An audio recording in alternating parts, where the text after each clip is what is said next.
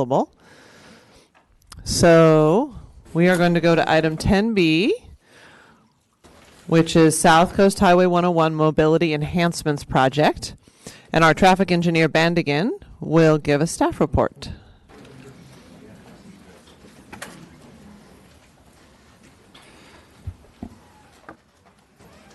Good evening, Mayor, Council, members of public. The item we have tonight, South Coast Highway 101 Mobility Enhancement Project. We were lucky to have, I'd say, more than 200, last time I counted, more than 200 emails and public comments and input from members of public. I'll have a very short summary of the comments and inputs we received. The project is implementing traffic calming measures, safety enhancement measures, active transportation measures along the stretch of South Coast Highway 101 between Chesterfield and City of Solana Beach border, location shown on the aerial. A few cross-sections, existing cross-sections shown in the next few slides. This is south of Chesterfield looking south. You see the walkway on the right, the two wide lanes that we have, the number 2 lane, super wide, 17, 18 feet right now, super wide striped median, similar wide lanes going northbound. Second cross-section, bridge area, narrower center stripe, a relatively narrow bike lane, walkway very narrow right by the bridge, and the travel lanes are still narrow. We're looking south toward the restaurant row. This one is the restaurant area, wider bicycle facility, striped median, very wide lanes, again, 15, 16-footer travel lanes. Las Olas, looking south toward the beach, traffic signal by the Las Olas. The Dunes area project, recently added. We have parking here, wide lanes. The goals of this project, because of the current cross-section elements that we had there, we had the bike lane, we had wide travel lanes, we had wide center stripe. The goal was to basically calm traffic, improve active transportation. One of the major goals was to connect the very successful CRT project that we had to the northern end of Solana Beach CRT by improving the facility we had in between Chesterfield and Solana Beach. The pavement condition over there, I'll show in one of my slides. The current PCI, the pavement condition index of the roadway, is 83, which I checked with our CIP folks. It's a perfect situation for slurry sealing the road and adding 5 to 7 years to the life of the roadway. So slurrying the road will definitely add and improve pavement condition. We expect potential mode shift out of this project. We have a lot of potential bikers that currently don't have that easy, safe feeling access to these bicycle facilities that we have over there. We anticipate with this project we'll be able to see some mode shift from vehicular transportation to bicycle and pedestrian activity. Obviously, we'll have reduced gas emission. As mentioned, our beach access will be enhanced. We're improving our active transportation, and we're calming traffic, hopefully very successfully with this project by really narrowing our travel lanes on 101, addition of increased friction by narrowing down the center stripe. Opposing traffic will not be able to go as fast as they're doing right now because they're far away from each other. By narrowing the center stripe, we anticipate the opposing traffic won't be able to ride 50 miles an hour on that road. I have this slide here to kind of clarify because these different classifications of bikes will come a lot and has come a lot. I thought it would be good to get on the same page. Basically, everybody know what these different terminologies are and basically be on the same page with regards to the different classifications. They have different names. Class 1 is a shared use facility, a trail, usually totally separate from the roadway. Could be in the middle of a park, could be behind the sidewalk, could be in the beach area, totally separate from the roadway. It is called a bike path, a shared use path, a trail. Class 2 is the simplest one. It's usually pretty much always called only a bike lane, nothing else. And it could be adjacent to a parking lane or could be by the curbside. If we don't have parking, it's just adjacent to the curb. If you have parking, it's adjacent to the cars. It could have buffer on the door zone side or on the vehicular traffic side. Even with the buffer, it would still be Class 2. There are mentions of Class 2Bs or 2As. Those are informal classifications, California Vehicle Code, MUTCD or HDM, they don't have Class 2As or 2B. There's only one Class 2 if it's buffered or not. Class 3, which has the official name is biker route, but there's also the well-known name of Sharrow, which means the bicyclist may occupy the full width of the lane, or in very wide lanes where you have sharrows, they can stay 3 feet away from the vehicles. When vehicles passing them, they have to be 3 feet away from them. And the Class 4, which is the new class, wasn't available before 2014. It's called cycle track. FHWA feds call it separated bike lanes. California calls it separated bikeways or cycle tracks per NACTO. So there are a lot of different terms for the purpose of uniformity and not to being confused between different terms. I tried in the report and in the presentation only use the class number to only refer to them as Class 2 or Class 4 or Class 3, not to use different names for them. The option we chose for South 101 is Class 4. As you can see, this is a simple aerial from NACTO, National Association of City Traffic Officials. This is a document that Caltrans adopted for Class 4s because we don't have a very good standard. There's only a design information bulletin from Caltrans that provides us the standards and guidelines for Class 4 design. Other than DIB 89, the NACTO guideline is used for Class 4 design. So this is a simple aerial that shows a parking protected facility, a Class 4.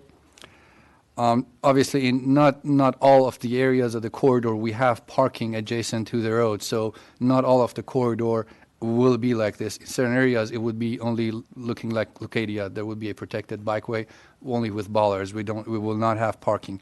I would say around 20-30% of the corridor we have parking protected. Some examples of implemented facilities, very simple, very similar.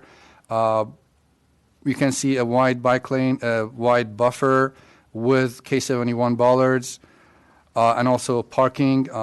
This area is metered. As you can see, the meters in the photos. People have to walk through the bicycle facility, charge the meters, pay for the meters, and go back to their cars. So the interaction that we're anticipating will happen to our beach. In these cases, happens with the meters. Another example, this is a narrower example.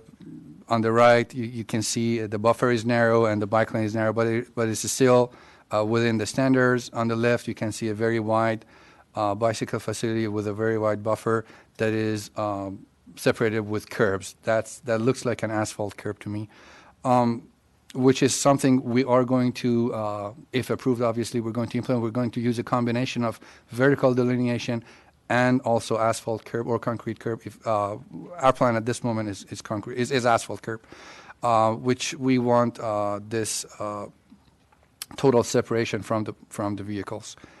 As you can see on the left, the bicycle facility is very wide. Our project, the way it's designed, the majority of the bike lane Class 4 along the stretch has a 7 to 8 feet width. Only in a very small corridor by the bridge, we are at 6 feet. So we will be looking at a very wide bicycle facility that two bicycles would be able to ride adjacent to each other. And the buffer area is also very wide. 3 feet is minimum. Usually we have 4 to 6. This is a connection to Solana Beach. There were some comments about how we connect. We met with the Solana Beach engineers. They currently have a Class 2 facility right at the city border. As you can see, this is the city border, basically, the southern end of our project. We will be connecting to their Class 2 facility that is existing there. They have a bike lane. It's not buffered, but it's a relatively good bike lane. It's I think, a 6-footer, and it goes all the way up. This is the entrance at Ocean Street. This is the entrance to their CRT. They expressed interest in installing a signal at this location. That signal, however, although there has been some design work on it, it's not approved by their council nor funded yet. So at this point, they're suggesting if somebody wants to get from our southbound bicycle facility to their trail, either cross at an uncontrolled situation here at Ocean Street or get to the next intersection, which is Solana Vista, and is signalized and has a clear access to the CRT with a marked crosswalk. So both options are available. People can go southbound and then get to the signal and cross at the signal. Some notable improvements that we see with the project will happen. We will definitely increase the service life off the roadway with the slurry seal. As mentioned, the current PCI is at 83, minimum 5 years increase in life of the asphalt. We will add a second right turn pocket northbound at Chesterfield. Right now, we only have one single right turn pocket into Chesterfield from northbound South Coast 101. We will be able, with the restriping, to double the capacity, add a second right turn pocket to minimize the impact on our travel lanes. Currently, when it backs up into the northbound bike lane. So we anticipate with the second right turn pocket, we will not have that situation, and right turners will not be blocking our number 2 lane going toward downtown. We will be adding green bikeways all along in conflict areas, in our parking protected areas. To clarify, this is a bicycle-only facility. We will, as mentioned, increase the width of our bikeways, 7-8 feet, majority of the corridor, some 6s. We're adding buffers and also door zone buffers, both bike buffers and door zones buffer along the corridor, the whole stretch. Basically everywhere we have parking protected facility, we will have door zones for parked cars, minimum of 2 feet, some areas 3.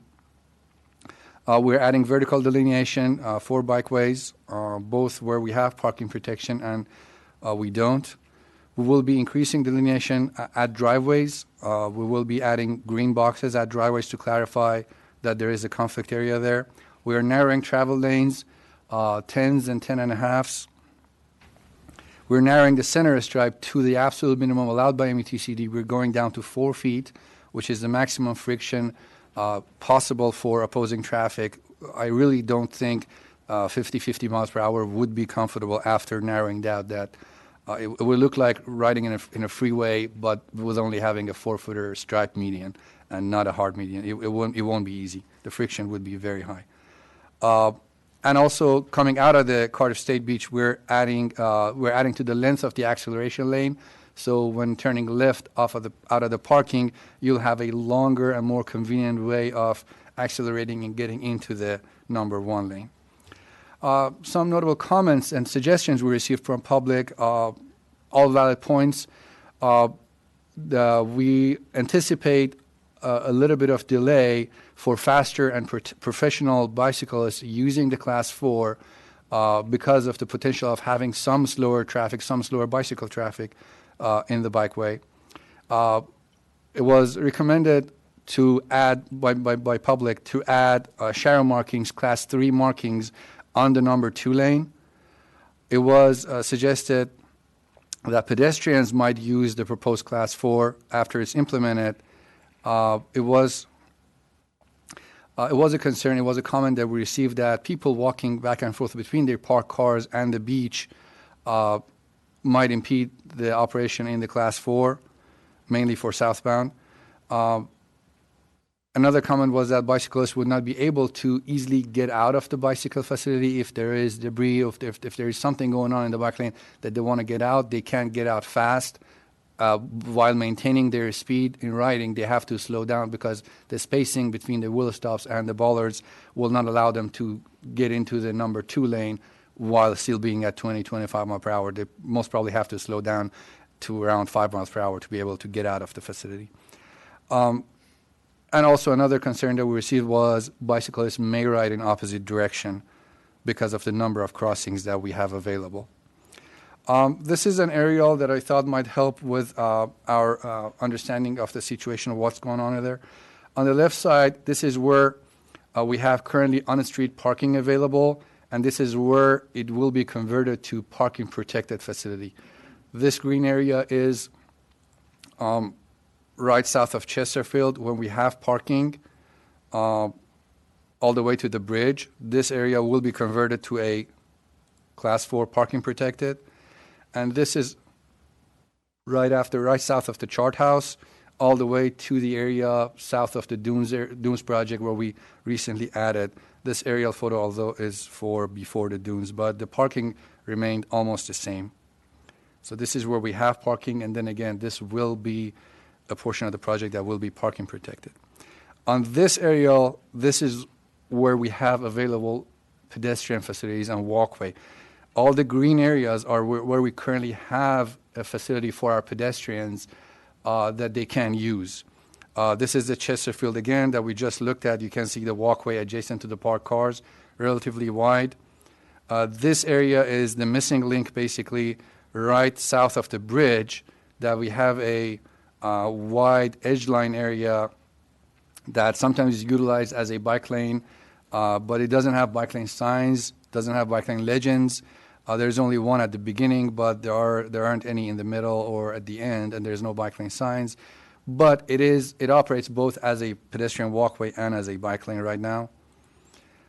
The third one is the restaurant row area. As you can see, we have concrete sidewalks all the way by the Chart House, Coast Grill, and we get to the Dunes area. We have sidewalk and walkway over there. This is the new addition to the restaurant row area walkway. We have the path that was recently created flush with the edge of the asphalt, but it continues all the way south till we get to the State Beach, and this is the concrete State Beach that leads to this. So we have a good continuous walkway all the way, and then there is a small segment right at the entrance to the State Beach between the entrance and the Solana Beach sidewalk that starts right after their Welcome to Solana Beach sign. This area has a missing walkway. Our Parks and Rec department has contacted State Beach, and we're in conversation. They have expressed interest in the possibility of adding a pedestrian facility here. They're evaluating it, but they seem to be amenable to the idea of connecting the entrance to the State Beach to the Solana Beach sidewalk. With that, staff recommendation is to approve our striping plan that is attached to the report, and also the total project cost estimated at the moment is $500,000. We are asking council to adopt resolution 2019-81 to amend the fiscal year budget to be able to cover the cost of the project. Thank you, and with that, I'm open to questions. Okay, thank you. Deputy Mayor Hubbard? Yes, Abe, got a quick question for you. When you contacted California State Parks and Rec, did you also ask them about that section on the north side, just north of the restaurants? That area where we could have a walkway when... I didn't myself make the contact. Jennifer did that. I'm not aware if she talked about that other piece. That other spot yet. Okay. Thank you. Councilmember Hinsey? So on the topic of the missing sidewalk links, in your professional opinion, we've had a lot of emails regarding complete streets and that this project won't effectively make this a complete street. Are those missing links the reason why? Obviously, the concept of complete streets is a very broad. Street furniture can come in, street lighting can come in, other amenities, porta potties can come in. A lot of different things can come in to reach that complete street concept. However, the pedestrian facility, I would say, is a major component. If I want to name two things to achieve a complete street, obviously we have the travel lane. The second and third would be the pedestrian and the bicycle facility. We did a very preliminary evaluation, I'd say, with regards to covering these two missing links. They seem feasible. Not with this project that we're talking about right now, but I would say they're feasible, and it's not impossible. I mean, obviously, we have to look deeper into them and see if we can, how we can do it, and costs associated with it.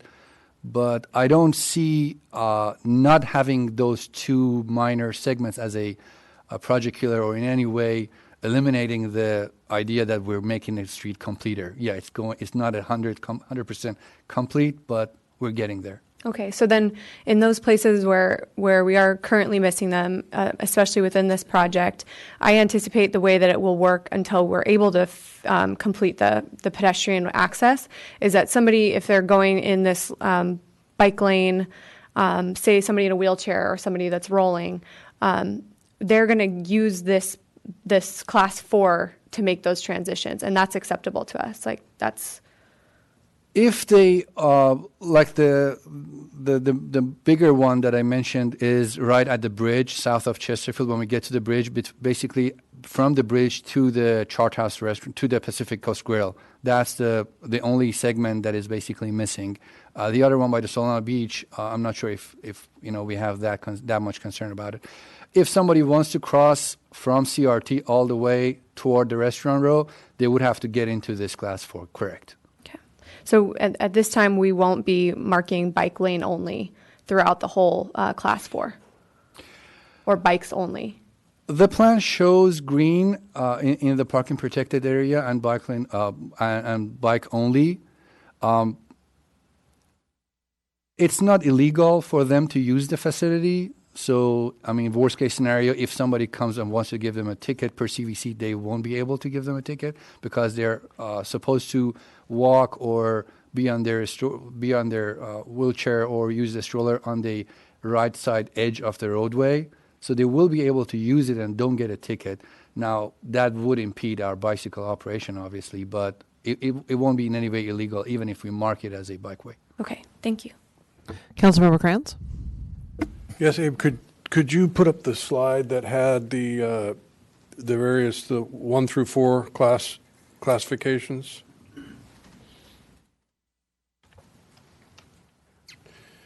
So we have the Class 3 bike route, Sharrows, that's essentially what we have in North 101 Correct. currently.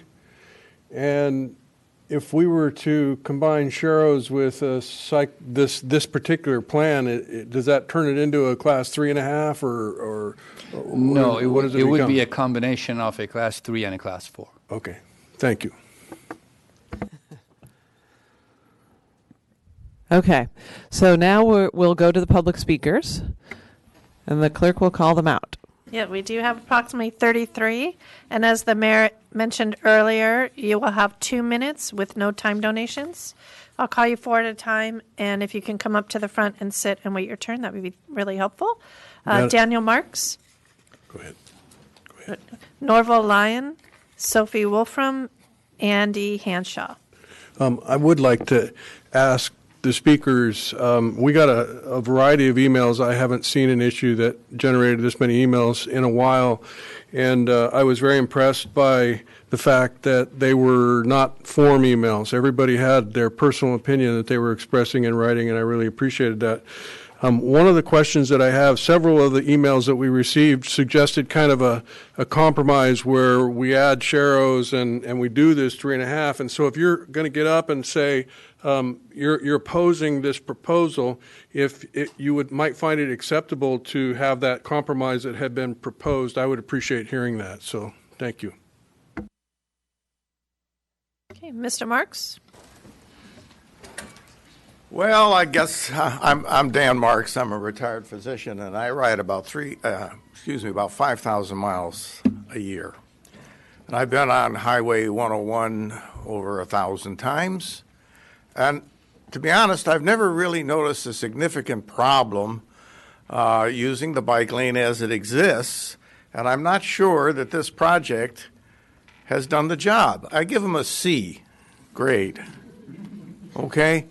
It hasn't been looked into, and you certainly cannot mix pedestrians with cyclists, particularly in these areas, because there are a huge number of pedestrians. And the best example I can give you is that new bike lane or bike path that you put from the railway undercrossing down to VG's Donuts. And I've tried it a couple times. There's nothing more dangerous than somebody walking their dog on a leash for a cyclist. You just can't have it.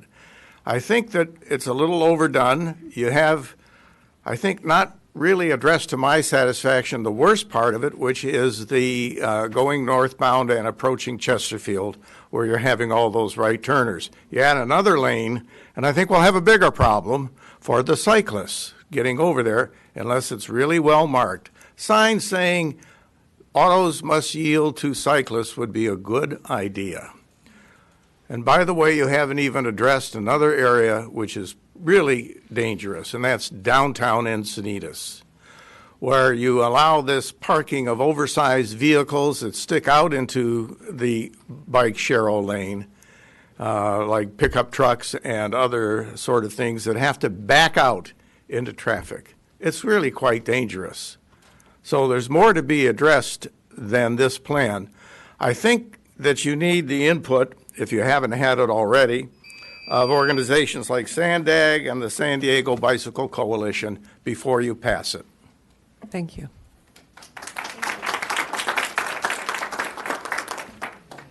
Thank you. My name's Norval Lyon, and I'm the president of the North County Cycle Club. We are 200 members strong, mostly of mature age, and a number of seniors such as myself. I like the comments about 20 to 25 miles per hour on the flat. The days are long ago since I was able, and many of my colleagues were able to do that. We are not a racing club. We ride for recreation and to maintain our health. We also have detailed rules of etiquette posted on our website and which are sent to all members annually, requiring that they all obey the traffic laws and treat motorists and other riders with consideration. And we're generally very happy with the available facilities for bikers in North County, including Encinitas. However, we are opposed to this Class 4 bike path. Our concerns is that it's not exclusively, as we have heard, for cyclists. It will be used by walkers and by joggers, parents with strollers, skateboarders, and all these in both north and south directions and close to the view of the beach. And if you want to see how that works, go up to Carlsbad and look at along the beach in Carlsbad, and you'll see a lot of that. It'll be used to unload passengers and their equipment and so on. These bike tracks, where the bike track is at the side of the roadway, and you see somebody coming in the other direction, stick your hand out, look behind, and you can just drift out and back into the cycle track. You can't do this with this Class 4 cycle track because you can't go left or right because you're blocked in there. I expect, therefore, that most of the current cyclists will stay on the roadway with motor vehicle traffic, and that the Class 4 traffic will be unused by cyclists. I think you're swapping one sort of cyclist for another sort, and that's not really assisting in improving the situation. Thank you. Thank you.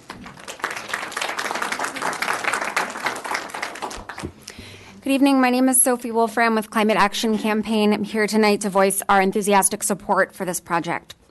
Last year, Encinitas adopted one of just 2 gold standard climate action plans in the region as evaluated in our annual report card. And one of the key criteria Encinitas' plan included that allowed it to earn those accolades is that it commits to setting and meeting targets for the share of trips that will shift to biking, walking, and transit to reduce emissions from on-road transportation. So how do we shift trips to biking? We know why people don't bike. Generally, it's because they don't feel safe on the road next to fast-moving cars without physical separation. With protected bikeways and case after case, bike ridership increases and the risk of traffic deaths plummets. NACTO, the National Association of City Transportation Officials, recommends that to make biking accessible to riders of all ages and abilities, cities construct protected bikeways on streets with more than 6,000 daily trips or speeds over 25 miles per hour. And this stretch of road, of course, blows past both of those guideposts, and it's an obvious candidate for a protected bikeway.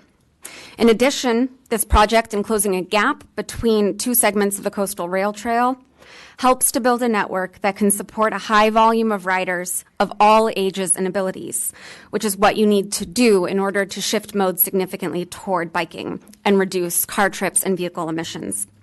I want to applaud the city for working to move forward quickly with improvements that are doable today. In this era of terrifying acceleration of the climate crisis, we desperately need a leadership that is willing to take swift and decisive steps to stop the bleeding and get us on the safest possible pathway moving forward. And that's the kind of leadership we're hoping you'll take tonight. Thank you. Next speaker is Andy Hanshaw, followed by David Nichols, Mike McLaughlin, followed by Serge Isaacoff. Good evening, Andy Hanshaw with the San Diego County Bicycle Coalition. And I appreciate the opportunity to be here and the 2-minute limit. It's my wife's birthday tonight, so thanks for that.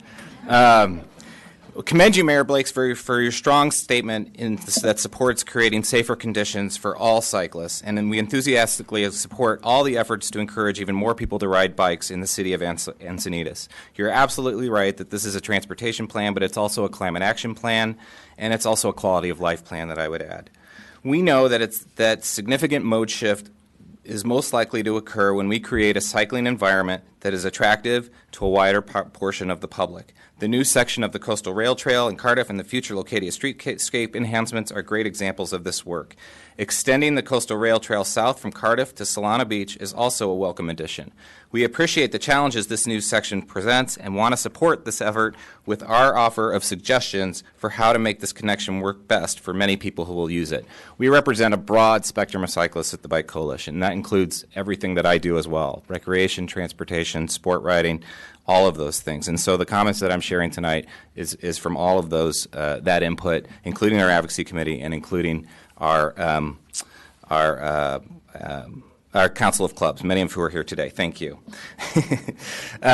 We do have the concern for the mix of cyclists, as we've heard tonight, and we think there is a mix of skills and speeds that could defeat the outcome of the safety outcome in creating a comfortable environment. We believe the best solution to this problem is to encourage the faster, more skilled riders to continue to ride in the street instead of using the cycle track, and add where signs could be installed at the beginning of the cycle track, and shared lane marking and sharrows could be in addition as well. Narrowing and eliminating the painted median could create enough space to make an outside lane wide enough to be shared where possible. We also believe education program should be necessary to empower the public and continue to do traffic calming to reduce speeds to 35 miles an hour to make it safer for all cyclists. So thank you for all you're doing. And considering these recommendations for creating a safer, healthier, and sustainable Encinitas. Thanks. Thank you.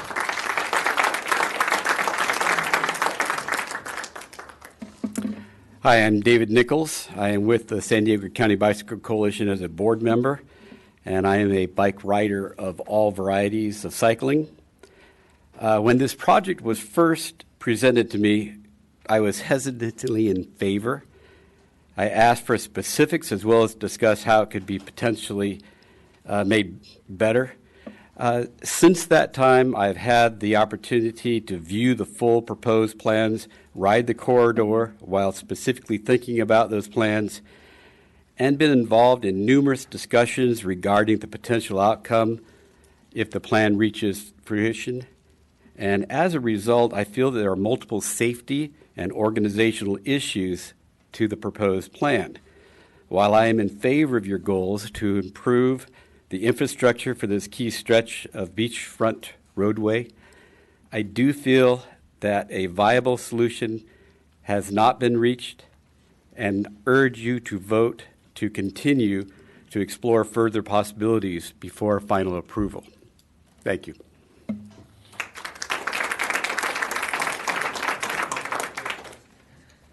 Good evening, Mayor Blakespear and honorable council members. I'm Mike McLaughlin. I'm the president of the San Diego Bicycle Club. I want to thank you. The board of directors wants to thank you for your efforts to get more people on bicycles. I believe that everybody in this room tonight wants to see more people on bikes. That is really a commendable goal. We support it, and we are working actively every week to train cyclists to be safe riders and to be good members of the community. We're a 501c3. We are the largest cycling organization in San Diego County with 430 members. We have given away thousands of helmets over the years to kids to get them on bicycles, and we do bike safety training rodeos as part of our program. We also have a number of Saturday rides. We run through, last year we had about 7,100 rides coming through your city, and we think that the current roadway is really quite safe. We like it very much. The board of directors of the San Diego Bicycle Club has voted unanimously to oppose this project as presented. At the same time, we have voted unanimously to accept this plan with sharrows and proper signage. We think at the very least We need to make sure that cyclists can safely use that road with drivers and cars, and that those drivers and cars know that we have a right to be there. And so we would encourage you that if you're going to move forward with this, that you put in that Sharrow option. We are very concerned about the plan as it is, because we believe at the end of the day it's going to be a source of clients for litigious lawyers, and that the losers are going to be the city of Encinitas, its taxpayers, and we, the member of the cycling community. Thank you.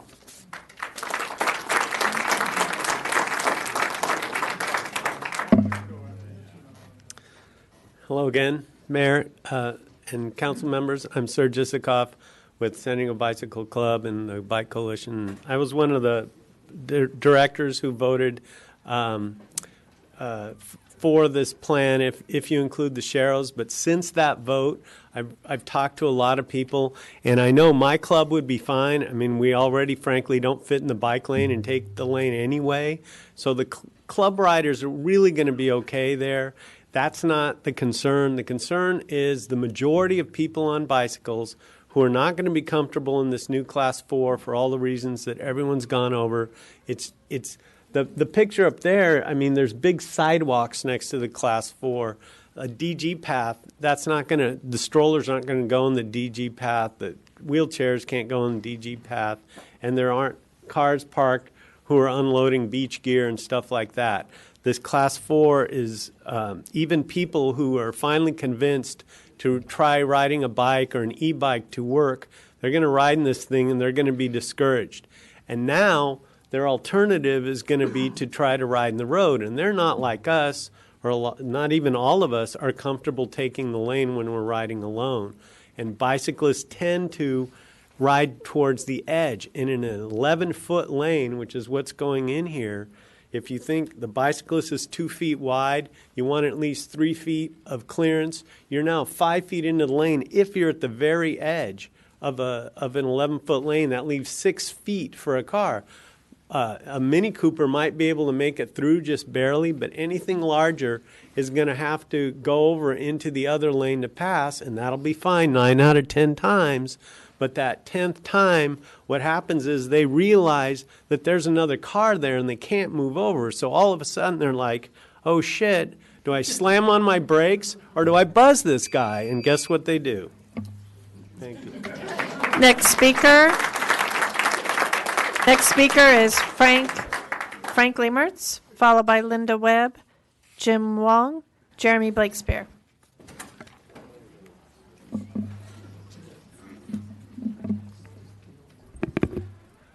Hello and good evening. My name is Frank Lemertz. I'm both an avid transportation recreational cyclist, also a member of San Diego Bicycle Club, and ride often here in Encinitas. I'd like to start by thanking each and every single one of you and the city staff for your effort this evening and for your efforts especially over the past few weeks, as this has been obviously a very hot-button project. I also want to thank the city for having such an ambitious desire to improve safety and increase mobility on this stretch of road, and wholeheartedly do believe we're trying to do the right thing. Most, if not all of us here tonight have the same goals. We want an improved South Coast Highway. We want safe options for all user types. And we definitely want to encourage people to think outside of the box and think about bicycling or walking or even transit as an alternative to car trips. And I think we're all on the same page on the issues of climate change. However, there's a few things where we're not quite seeing eye to eye on. Despite this being a project promoted to connect two multi-use paths, the proposed Class 4 bike facility is intended for bicyclists only. I think we've kind of beat that dead horse already. I also have concerns about the existing bus stops. Not sure if the loading ramps are going to be able to work, and or the bus passengers are going to wait and depart. Not so much down by the restaurants, but up kind of there by Seaside State Beach and even back on Chesterfield. And in general, the conflicts. Like we're saying, we're all probably going to be out in the lane the whole time, but e-bikes, the first time I tried an e-bike, pretty experienced rider, but they definitely took me by surprise. And they go faster than most of us go with very little effort. No, well, thank you. Linda?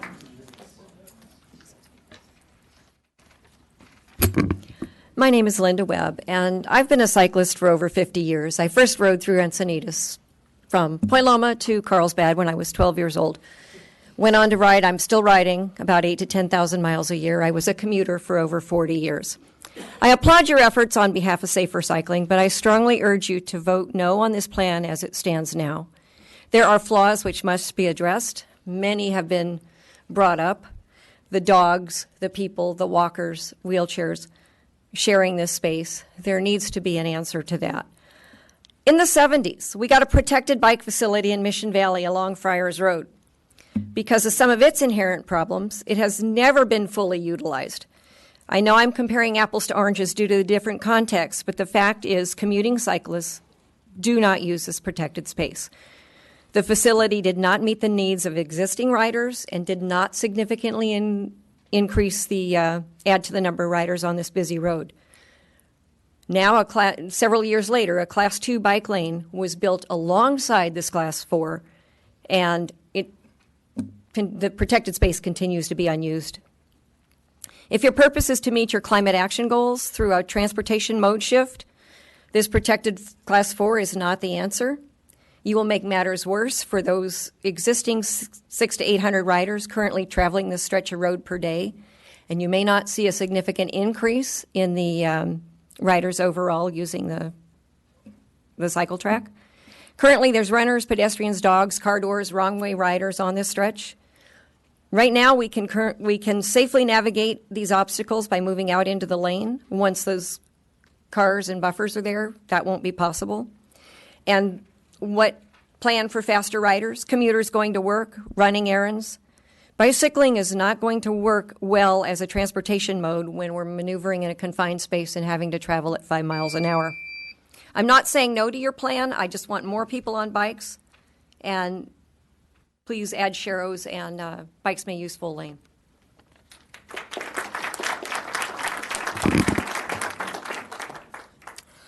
Good evening, Council. Jim Wong, Cardiff. You've been wonderfully proactive about climate change and bike advocacy, so I applaud you for that. And thank you for having this on your agenda. Your big picture plans are crystal clear. Thank you for that.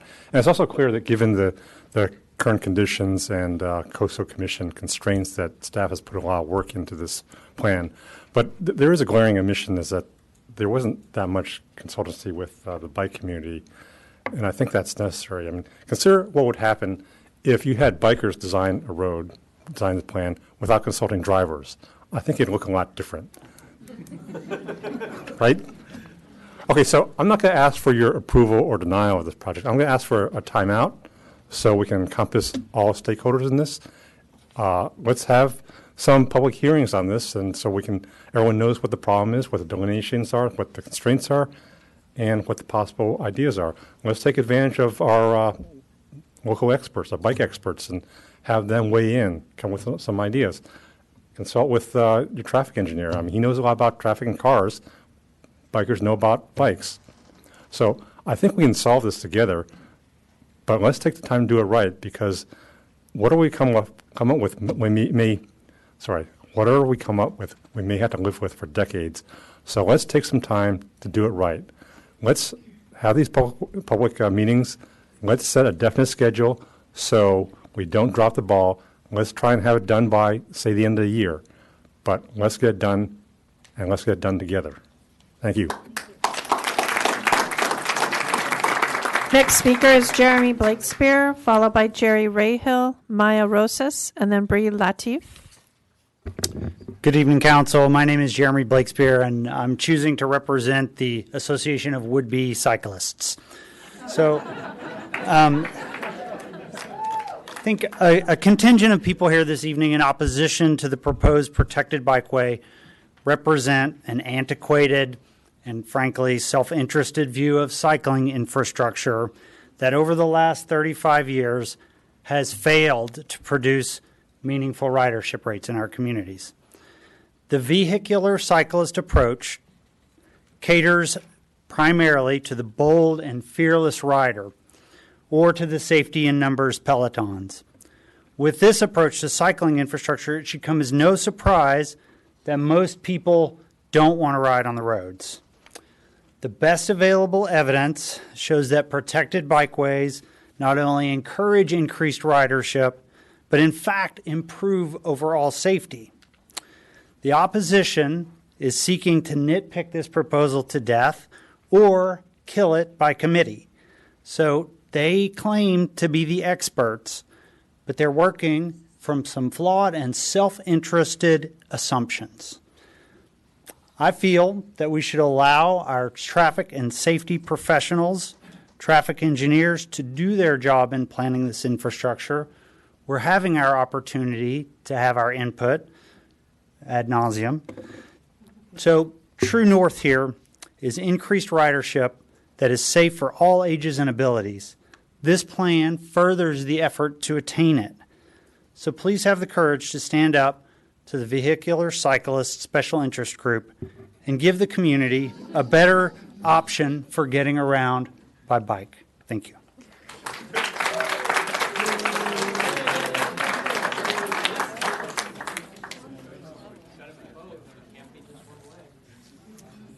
Good evening. Jerry Rahill.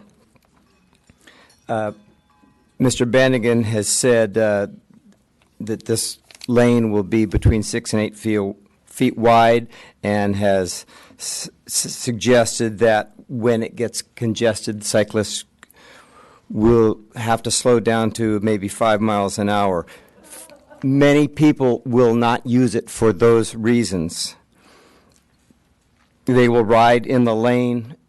Several of the things I'm going to say have been said already, but I'm just adding to that. Many people will thus be riding in the lane with fast cars with no sharrows, fast cars and trucks. It will be more dangerous than it is now, where we have a bike lane that we can ride in. So this plan, I believe, will be actually more dangerous for most of the users. A lower speed limit and an addition of sharrows would help. I believe there's no perfect solution, but I believe we need one that's better than this one. Thank you.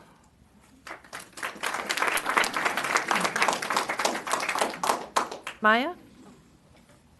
Maya will be followed by Bree Latif, Luke Yarnell, and then Mark Lathrop. Good evening. My name is Maya Rosas. I'm the Director of Policy with Circulate San Diego. We're 100% in support of the proposed Class 4 bike lanes. By upgrading to Class 4 bike lanes, Encinitas will be a regional leader on addressing climate change and safe streets. Class 4 bike lanes are the best at encouraging more people to bike who wouldn't feel safe on a highway without protected lanes. That's probably most people. And they're the best at saving lives. Almost 40,000 people die nationally every year on our roads.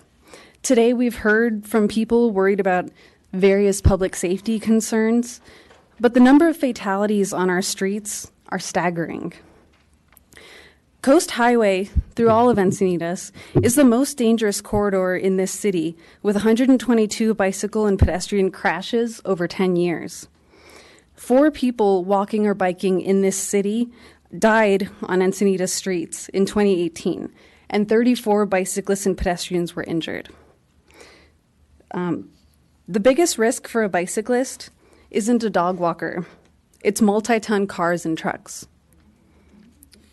Pedestrians will be safer walking in a protected bike lane where there are no sidewalks rather than in the middle of a highway. Please don't delay this project. It does matter to people's lives. People's lives are at risk today. Please support safe street infrastructure. Thank you so much.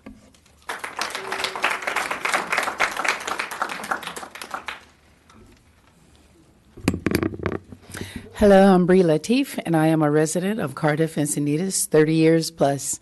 I support the city's proposal for a bike pathway along the stretch of Highway 101 between Cardiff and Solana Beach. Separating bicyclists from automobiles is definitely needed and is a great idea. However, it's really about safety. In my youth, riding along Highway 101 between Cardiff and Solana Beach was a fearless experience.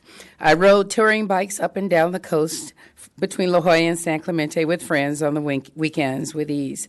However, in these days of aging and disability, riding along Highway 101 between Cardiff and Solana Beach is a bit of a hair-raising experience, especially on the return trip from Solana Beach. Northbound, I now cruise on a motorized, handicap-adapted Electra Townie with friends to the local markets and restaurants along the coast between Del Mar and Carlsbad. In that northbound area between Cardiff and Solana Beach, cars, trucks, and buses speed alongside, creating strong winds that blow riders toward the lagoon's edge. In trying to avoid a truck, one of my friends actually fell over that edge into the lagoon bank, after which she is now too afraid to ever ride a bike again. That stretch of highway feels like Mr. Toad's Wild Ride. To many of us who live in Encinitas, both scenarios of bicycling are in some way a part of our coastal lifestyles. But also in both scenarios, we need to feel safe while riding.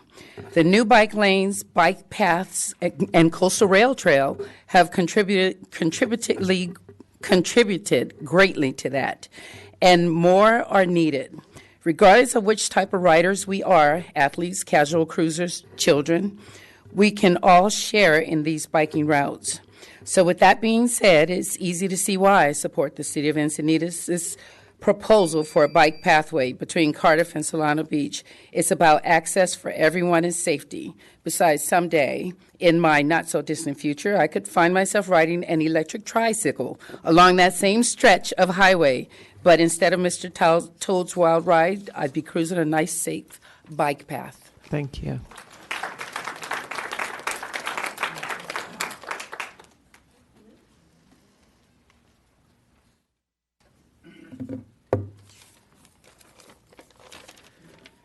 Thank you to the council. I'll try to keep my remarks a little brief. My name is Luke Arnall. I'm an Encinitas resident. This proposed protected bike lane and the project area is particularly important to me because I bike commute to Solana Beach every day, so I ride through the project section 10 times or more every week. I do want to emphasize that I represent a different perspective on bicycling than some of the people who have spoken today. I ride primarily for transportation because I don't have a car, rely on bicycle and transit to get around. I ride at rush hour, I ride at night, and so I would use this proposed facility frequently if it were built. I'm not especially concerned about the idea that I might get to Solana Beach 90 seconds slower because I have to be behind somebody who's on a beach cruiser every once in a while. Today, the route is inherently unsafe and uncomfortable for less experienced cyclists as well as commuters because it forces people to ride immediately adjacent to the fast-moving traffic. The existing bike lane is in the door zone for a large chunk of the route, and during rush hour, delivery vehicles are often obstructing the bike lane near the restaurant row area. So I congratulate the city for taking the issue seriously, and I fully support the aims of the project. I do think some of people who have recommended the addition of things like sharrows or increased signage is a good idea. I also want to throw out that there are multiple bus stops that don't even have benches along this route, so that's not the city's job, but if you could reach out to NCTD if you're going to be there anyway and provide some more access to the beach, that would be a great thing. Thank you for your time.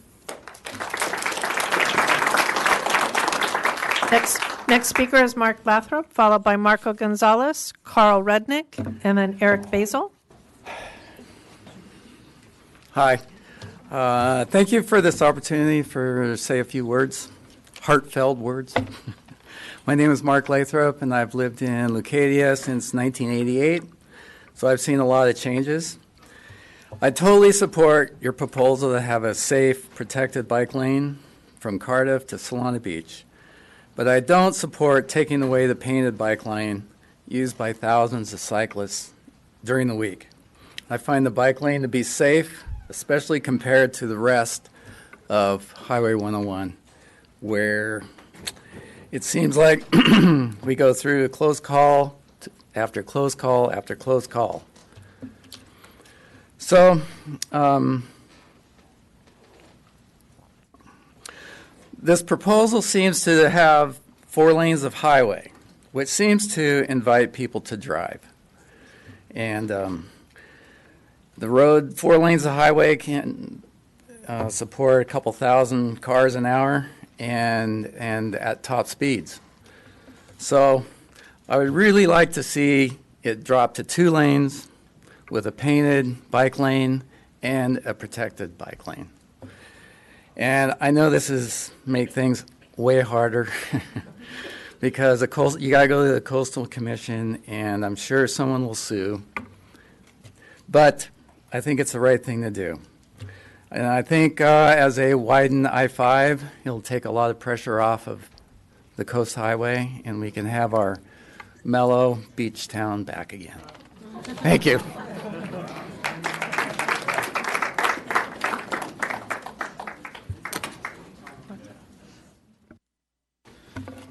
Honorable Mayor, members of the council, Marco Gonzalez.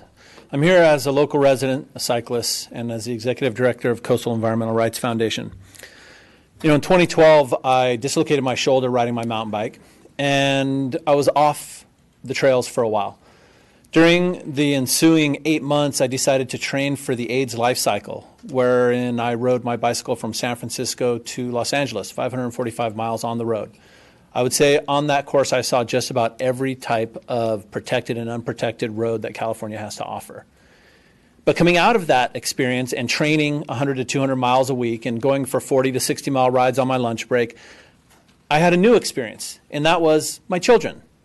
Taking my children to where I like to go to breakfast sometimes in Solana Beach at Tea's Cafe when they were 8 and 10 years old with my wife and kids, driving that stretch of Solana Beach that we had so affectionately in our 20s referred to as the gauntlet, whether it was at night because of drunk drivers or during the day because we had our surfboard under our arm and we were trying to make our way from Seaside to Cardiff Reef.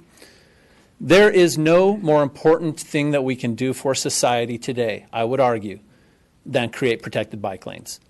The things that plague us, whether it's health, whether it's safety, whether it's climate change, the environment in general, cars are the scourge of our society right now. They create convenience, but they create more pollution and more disconnect from nature and from our community than any aspect of the way we live here. And I will just tell you, we may not change society by building one protected bike lane, and we may not significantly reduce vehicle miles traveled, but we begin to create a culture. And as we've already seen around town, just with the bollards and painted lanes, we are seeing a change. It's not about what we're losing, it's about what we're gaining. That being said, as an avid commuter and road cyclist and off-road cyclist, I will say there's no reason why the people in here can't ride in the lane. Give them a Shero. We need this Class 4 bike lane. Thank you.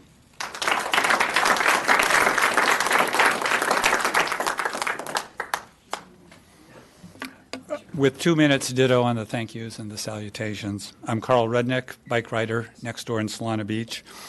I want to focus a little bit on your statement in the staff report to basically support all demographics here. And let me just talk about 3 demographics. First, let me be the casual rider, as Jeremy was. This plan intends to encourage them, and I support separated infrastructure to get more people out there. I actually do it. I ride with my 5-year-old grandson. It's fun. Maybe some of you saw the video clip I sent you. But what's missing for me as a casual rider are crossings of Highway 101 on the south. You've got great new beach access points. You've got Seaside Beach. There's no way to get from one side of the cycle track to the other side of the cycle track. You need those crossings. There's no place to securely park your bike if you want to go to the beach and enjoy the sand without fear of something getting swiped. Runners and walkers, that's the second class of demographic I want to talk about. Don't have to do that. We already talked about the missing link. Try to fix those missing links. I'd like to talk about the transportation and other serious bike riders. These are literally thousands of road users, and they account for at least 20,000 bike trips per month through this area. The curb stops, to me, this, by the way, that's the highest measured volume in all of San Diego County. The curb stops, to me, are the biggest hazard. Riding at 15 miles per hour, it's less than half a second to shoot the 10-foot gap into 50-plus mile per hour traffic to avoid obstacles, let alone a wheel touch on either side to that curb stop. Those curb stops jeopardize a 13-year record of zero injuries northbound from Solana Beach to Las Olas. For those who choose to use the travel lane, adding sharrows and bikes may useful lane and signage, as other people have suggested, is a great idea. Without changes to your plan, I question that all the demographics are served well here, and I really support the comments made about improving the process and getting some public input here. So I would vote to continue item 10B. Thank you. Next speaker is Eric Basil, followed by Ron Dodge, Judith Said, Dodd Laponzo. Good evening, ladies and gentlemen. My name is Eric Basil. I'm here tonight as a driver. I drive from Carmel Valley to Encinitas every day and back to the oldest operating bike shop in Encinitas, Leucadia Cyclery, opened since 1957. I ride my bike that same route 3 to 5 days a week. I'm familiar with every aspect of the highway from Carmel Valley to the top of Encinitas. I would like you to send this project back to staff. I love the idea of adding lanes. I even like protected lanes. The problem with this particular project is the lane where it is south of the bridge and between parking traffic, or parked cars and the beach. That lane will be filled with cross traffic, people with bikes, people with surfboards, people with lawn chairs, people with boogie boards, people with bikes, with dogs on clothesline leashes. These are all dangerous. For the casual rider, the slow rider, the wannabe rider who's not a rider yet, that's fantastic, that's fine. But it's not safe for the riders that are faster, and if you live here, you know we have a large population of cyclists that move quickly and responsibly and capably, and they cannot safely use that path as it is designed by the city. Sharrows will work. Take away the curb. The curb is dangerous. The curb is deadly. The idea for an asphalt curb does not come from cyclists. That's a horrible idea. That's liability in the waiting. Keep that gentleman employed, but it's not the right idea. Okay, get rid of the curb, put sharrows in, work with the city, send this thing back now. This can be made great. Thank you very much.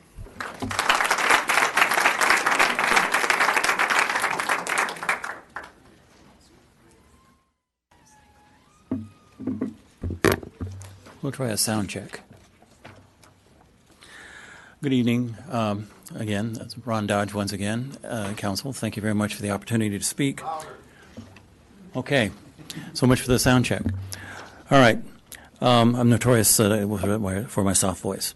We're surrounded by water on three sides, and these gifts are limiting our options to commute to our adjoining cities.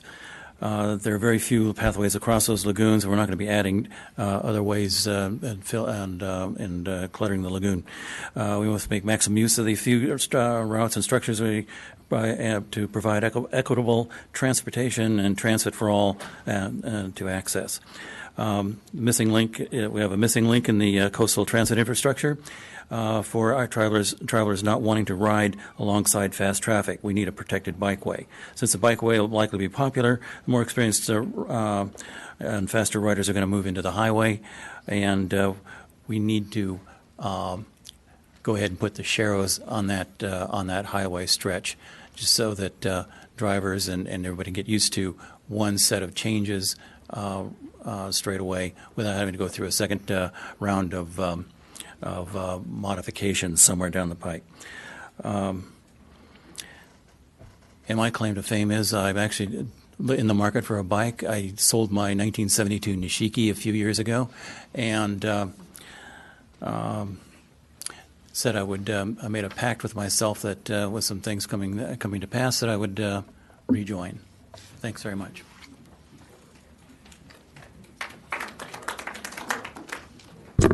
Good evening, Mayor Blakespear, wonderful City Council, and the staff. Wonderful job. Thank you. I understand. No, back up. I have to revise this. I look at public projects with a basic rule. What serves the greatest possible number of our citizens? The commons is for all to share. If our common space is limited, as it is here, it should still serve the most people regardless of their skill, regardless of their age, physical strength, fear level, etc. We need to share. Therefore, this proposal serves the greatest number of people in a safe and life-enriching way. Now, I understand, and I've struggled with this, the fast riders who are not afraid to ride next to cars see this as an unnecessary and limiting venture. Having biked this section a few times, and I'm afraid to do it, the freedom they feel is the fear that I suffer. So until we have the ideal infrastructure, which is coming in the future, I think, with a fast lane for the speed riders, the slower lane for bikers like me, and a ped lane with a Class 1 barrier, all that, this right now is a much needed, indeed a potentially life-saving compromise proposal. So I urge you to go ahead with it. Thank you so much for persevering and having the vision to enhance our quality of life here. Next speaker is Judith Said, followed by Judy Borrelfine, Doan Hobmeyer, Paula Jewell. Is Judith here? Okay, next speaker then is Judy, followed by Doan, Paula, and then Paul Dykstra. Hello, thank you. This is one of the harder decisions I've had to make in a long time. I can see both sides maybe too clearly. There are risks to doing something, and there are drawbacks to doing nothing. Like other people, I've been riding a bike for more than 50 years, and I will never think like a road cyclist, and most road cyclists will never think like I do. But with that said, what can we agree on? We all agree that lowering the speeds on 101 is a good idea, and we all agree that the best bike lanes are bike lanes that are well cleaned so debris won't fly up into our faces. I stopped riding this stretch of 101 about 15 years ago. As I got older, the traffic increased and the texting mushroomed. I like this option, the options this plan will offer me: a 7-foot or 8-foot, as I learned, protected bike lane. 7 feet is a lot wider than the current bike lane is in many places. It offers sufficient, not tons, but sufficient passing room for a fast bike rider. What concerns do I have? Like the first speaker, I am concerned about the right-hand turn at Chesterfield, where I will be required to cross 2 lanes of traffic to cross 101. Can we keep the bike lane to the far right and add signaling for bikes only to cross before the cars start turning right? I'm also concerned about beachgoers crossing the bike lane without waiting for bikes. This needs attention, and I'm not sure the solution. I'd like to know who to contact at the state level for better driver education so we can be taught like they are taught in other countries, that when you open your door, you do it with the other hand and look behind you. The last suggestion that I have is that we paint the lanes so that it's very clear that the right lane is for right side is for slow riders and the left for passing riders. Thank you.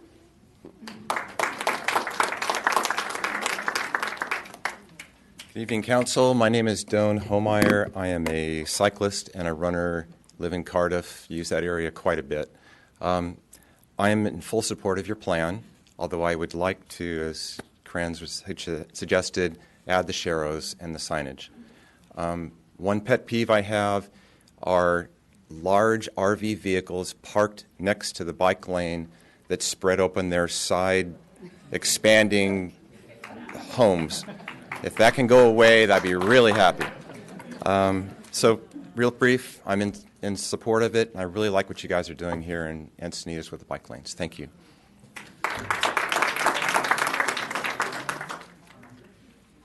Hello, my name is Paula Jewell. I'm a resident of Cardiff. I'm here representing myself, and I'm here to advocate for protected bike lanes on the 101.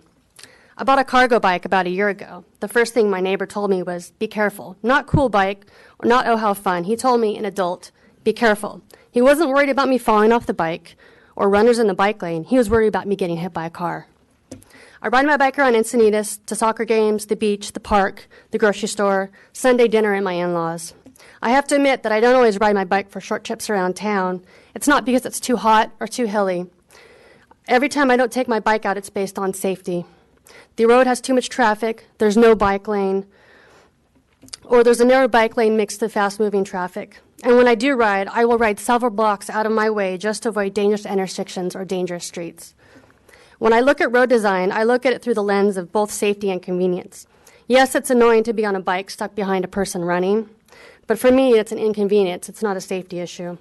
Protected bike lanes would make me safer from getting doored or run over by somebody pulling in or out of the parking spots along the beach.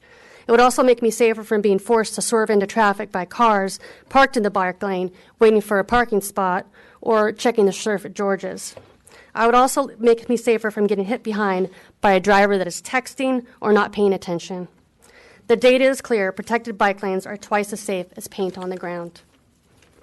The design isn't perfect. Of course, it would be nice to have a coastal rail trail connecting Cardiff to Solana Beach, but that will take either a road widening project or a road diet, environmental review, design, a new bridge over the lagoon, and approval by the California Coastal Commission and funding. None of this is going to happen anytime soon. The best case scenario is 5 years from now.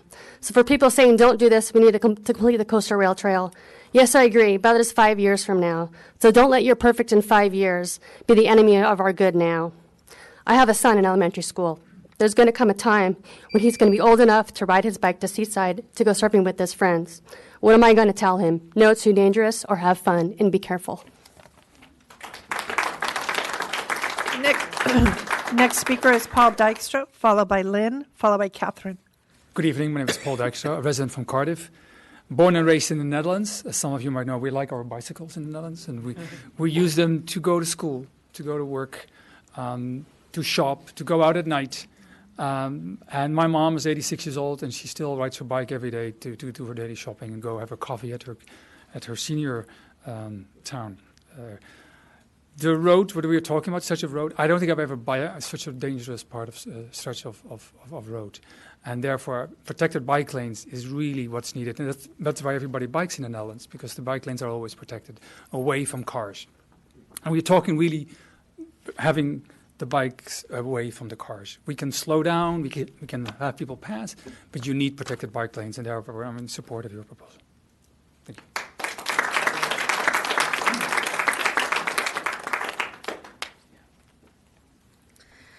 Hi, my name is Lynn, and I'm a Cardiff resident, also the wife of the Dutch guy over there. I am strongly in support of the Class 4 bike lane. The current situation is not safe in either direction, north or south. I don't feel safe riding my bike because there is no barrier between the driving cars and the bicyclists. We rode to Cebu last week with friends to check in and see what riding the bike lane felt like. It was scary, especially riding north to Cardiff after dark. People drive pretty fast, and a large majority of drivers are distracted and think it's okay to text while driving. This is the biggest concern for me as a cyclist. Drivers swerving and then hitting a cyclist, not ideal. So I support the Class 4 bike lane to protect us, and I hope we can do more of these. Thank you. Next speaker is Catherine, I'm going to say Catherine Yu, followed by Roger Bowman, John Giotta, and then Julie Hinsey. Hi, my name is Catherine Outermerick. I moved here in 1992. I was a cyclist then, and I still am. The type of riding I do, I ride with as little as 15 people, as many as 60 people. We ride between the speeds of 18 miles an hour, which is pretty fast, to even upwards of 30, especially south on 101.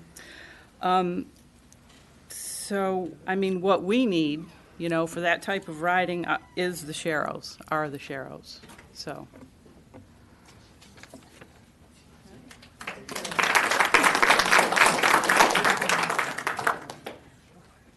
Roger? Roger Bowman? Okay. John Giotta? John will be followed by Julie Hinsey, Marty Benson, and then Aaron Kennedy. Good evening, John Giotta, Encinitas. As you've seen, people want it all, right?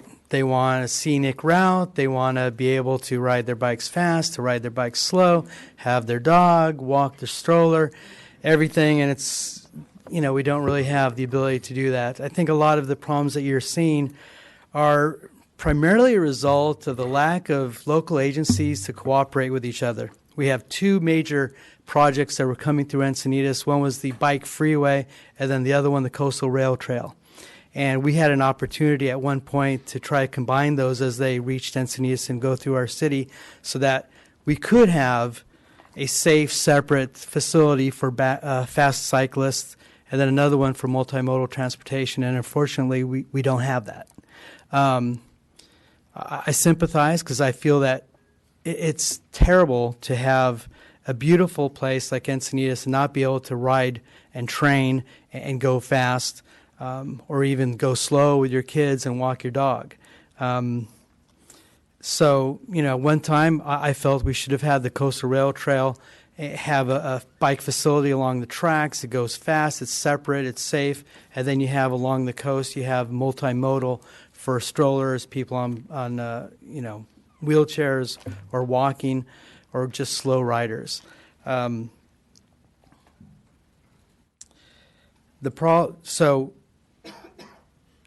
there's a lot of angst here because we do want it all, and there are some deficiencies in this whole project and this whole corridor. People will want to turn around. There's no place to cross to go in the other direction. You have to go into Solana Beach, and actually that's not so bad. You can go into Solana Beach. You could put the lane in the middle.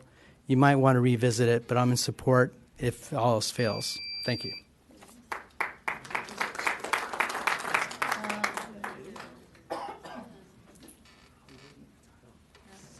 Hi, Julie Hinsey. Good evening. I'm here tonight in support of the Class 4 bike lanes protected. And as a former triathlete, I used to ride the bikes all along the coastline since 1979. And I think that this protected bike lane is a great idea. And for those bikers that ride really fast, they can pass me up because I was in Denmark 2 years ago and Amsterdam in April. And all those bike riders just passed me up, and they're very kind, and tons of them are there. A lot more than I see on the streets in 101. So I think that protected bike lane, they can slow down a little bit, and I'm not for sharrows at all. I don't want those fast bike riders in the lanes with the cars. I just don't think it's safe. And also, one person already spoke about the research, and it's safer for pedestrians and drivers. So thank you very much.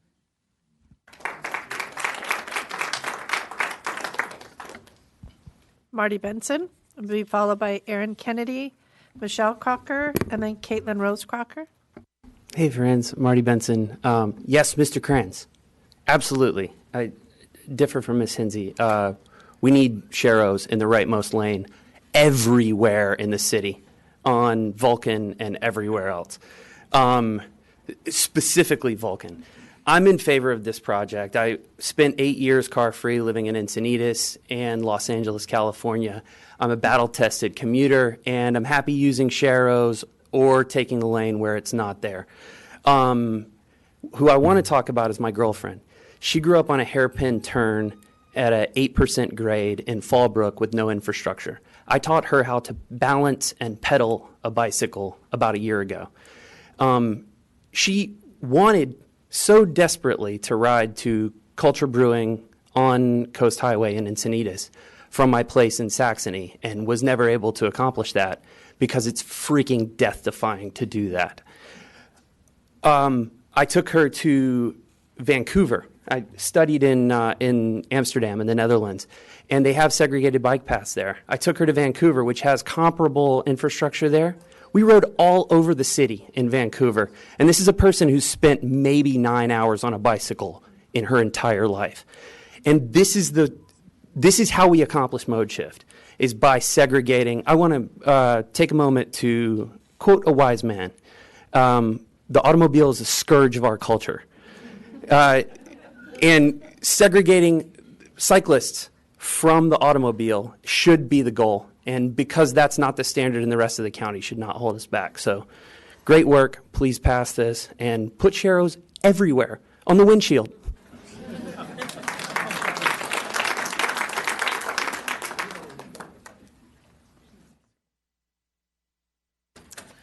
Hi there, I'm Erin Kennedy, and I represent a functional cyclist transportational. I have a 7-year-old daughter who's been riding 3.5 miles to her preschool since she was 3 years old. I was assisting her up our hill. We live on the corner of Westlake and Requesa. She currently goes to Ocean Knoll now, and I'm president of the Health and Wellness, so I'd also like to speak on behalf of the children there, because I sit out there encouraging children to stamp cards every morning for walking and biking to school. And in the last 2 years, I have seen a significant increase of children riding. Thank you for all of the stuff you've done within the city. Vulcan, Ballure. We used to take Ballure, and it was crazy when the middle school got out and riding on the sidewalk with all of the kids coming at us.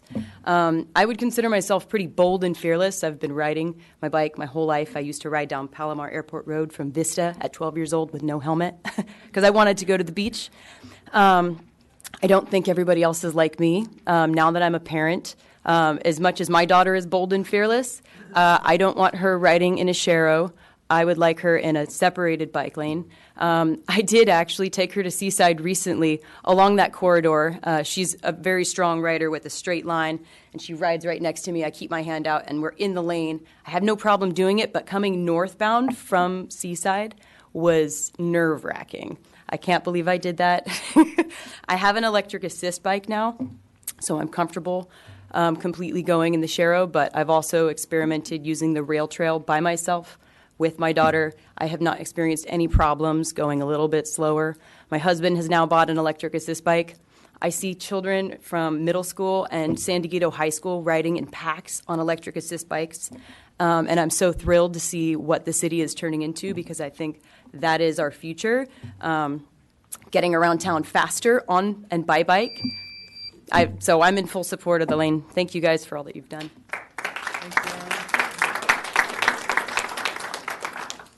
Michelle? And Michelle will be followed by Caitlin Rose, followed by Elena Thompson, and then Tasha Berner Horvath. I have to lower it. I'm so short. Can you all see me? You don't want to hear me. All right. Hello. My name is Michelle Crocker. I'm a resident of Cardiff by the Sea. I live on Summit. And so I actually applaud you on the lane you've just done in the middle between Patagonia and Moonlight, because I actually do see skateboarders and walkers out of my front window every day, and there's no problems. So I'm here to support this proposal. Thank you so much for bringing it here.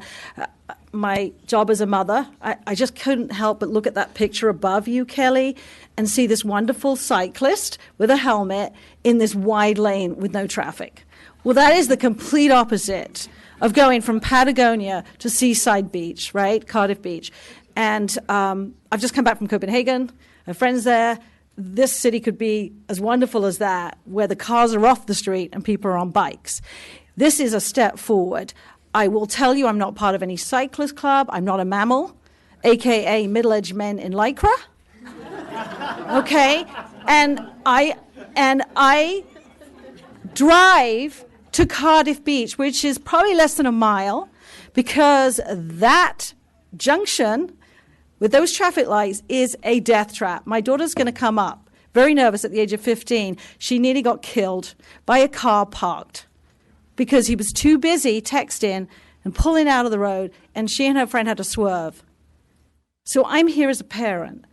We're not going to please everybody, but this is about safety. The mammals can go other routes, but a child can't get their life back. A child cannot get their life back, and it's not if, it's when. We don't take that bike route anymore. We go early in the morning, we have our passes, we park, and we walk back, because we won't take that bike park. It's too dangerous. So please make this happen for the families in Encinitas, for the families in Cardiff. Make this a safe city, a clean city. And yes, we love mammals, but let's just make this safe.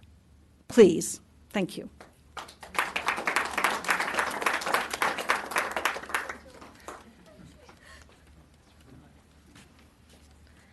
Hi, everyone. Can you hear me? Can everyone hear me? Okay.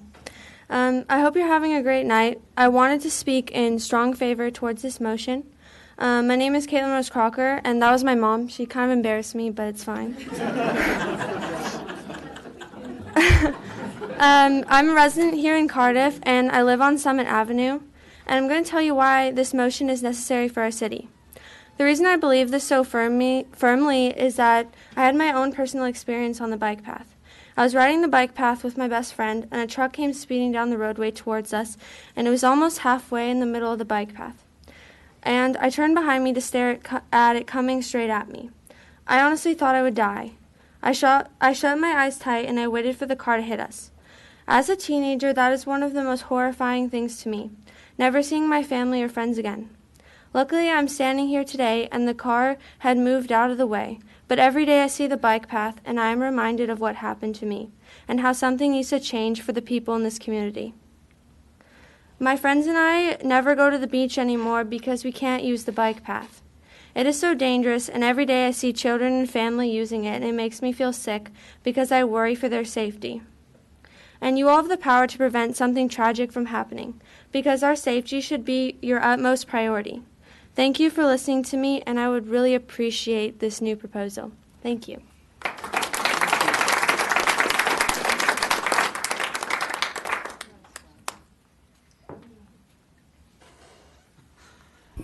Hi, everyone. I'm Elena Thompson from Leucadia. Thank you so much for your dedication.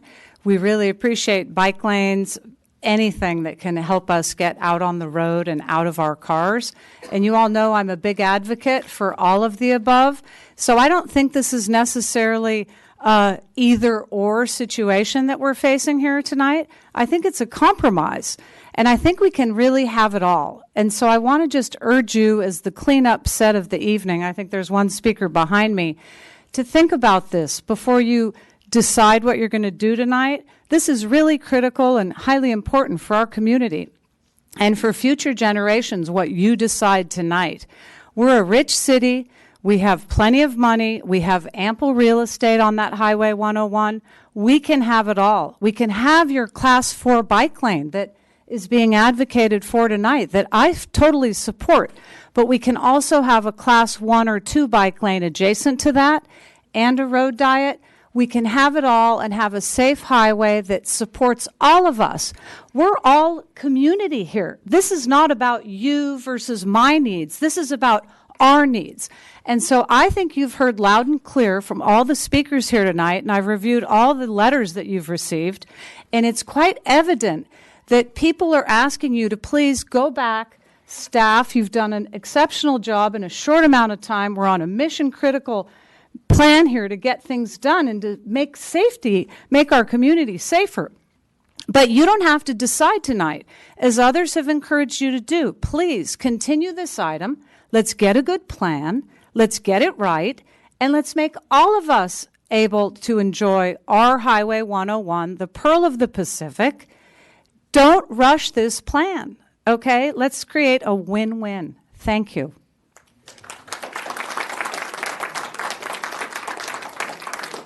Next speaker is Tasha Berner Horvath, followed by Emily Ligotti, Sophia Gonzalez, and then Tricia Hilder.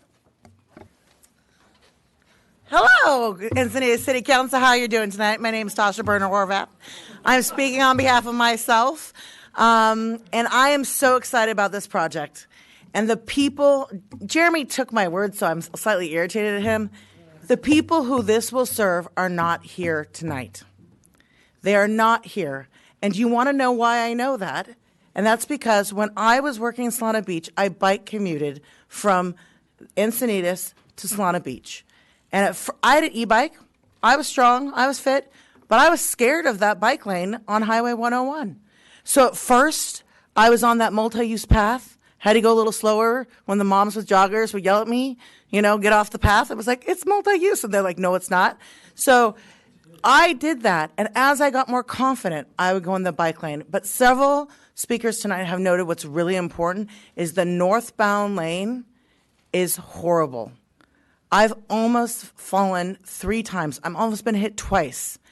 And all the times for the year and a half that I bike commuted 5 days a week to Solana Beach and back, do you know I maybe interacted with a stroller or a jogger, and that 1 second segment over the bridge, maybe once every 3 weeks.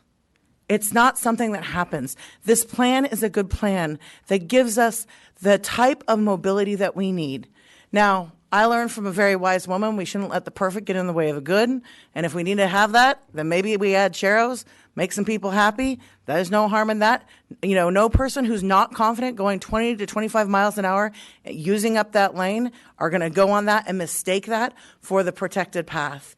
I'm so thankful that I could come back to my home after a long session in the assembly and look at my council doing these great plans. So thank you so much. This is so important, and I really strongly suggest let's not dilly-dally, let's not delay. You guys know how hard it is to get these projects through, and we have lots of more stuff to do in Leucadia. So thank you. And before Emily Legati speaks, I just want to say thank you to our assembly member. So she used to sit up here on the dais with us for 2 years. She's been elected to the assembly. We almost never have people from the state assembly or the state senate or our federal government come and speak with us here. So I want to recognize her and thank you for coming. This is the first time she's come back to speak in public comment, and it's great to see you. I know. It's true. Well, when the room is really divided and there's a lot of acrimony, then it's important that we go like this instead of clap. But when everybody claps for everybody, then it's less of a problem. Yeah. Okay, Emily Legati. Hi, I'm Emily Legati, as Catherine said, and I'm totally in favor of this plan. I am a would-be biker. I'm here today, even though I'm nervous and I had to get through a lot of stuff to get here, but I used to bike commute. I got hit by a car. I stopped bike commuting because it was too scary. My husband bikes to work every day, and I fear for his life. I know 2 people personally that have been killed on El Camino in our area, and I don't know anyone that's been killed driving their car to work, you know? So these are the changes we need to be making to make our community a bike community.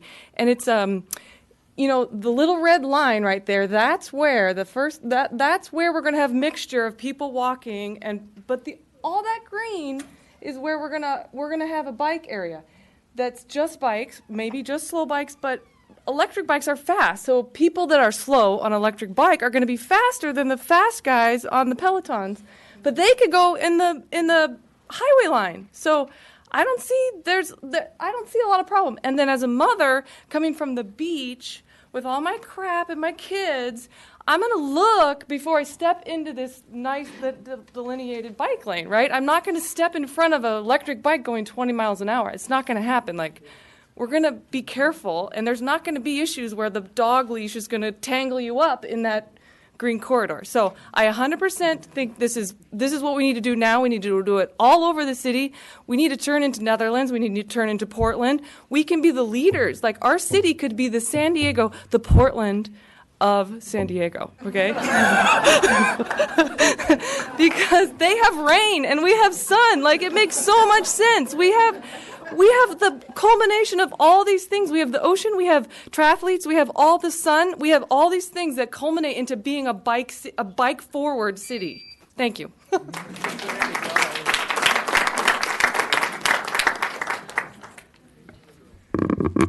Hi, I heard everybody speak tonight, and as one of the only kids here, I felt I had to say something.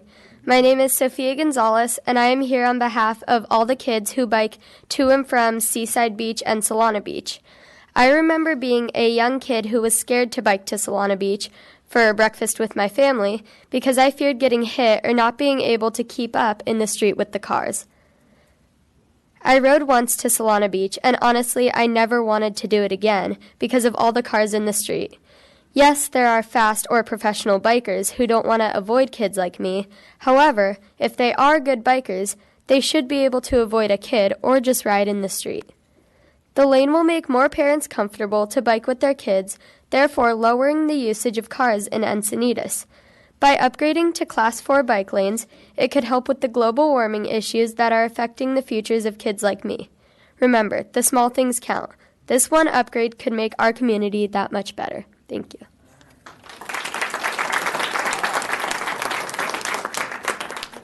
Next speaker is Tricia Hilder, followed by Gabby Avon, and then Kevin Doyle. Hi, I'm Trish. I'm speaking here tonight because I live in Cardiff and I work in Solano Beach. My building is right next to Seaside Reef. So this is my commute, and I drive to work every day and I drive home every day, even though it's a very short commute, but it's because I don't feel safe. And when I heard about this plan, I was very excited to be protected from cars. In my opinion, being protected from cars is a lot more important than having to slow down for someone who's walking their dog or someone who has a stroller. I don't mind riding a bike 5 miles per hour because for me, my safety and being protected from cars is a lot more important than anything else. Thank you.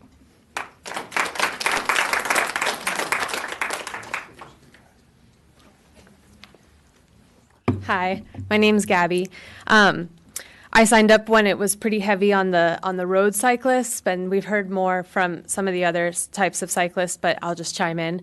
I primarily ride a beach cruiser with a 9.4 longboard on it, and it's already a pretty precarious setup. And if I'm not riding that, I'm riding a hybrid to work. So I'm not a fast cyclist. I like to go slow. And I just wanted to chime in on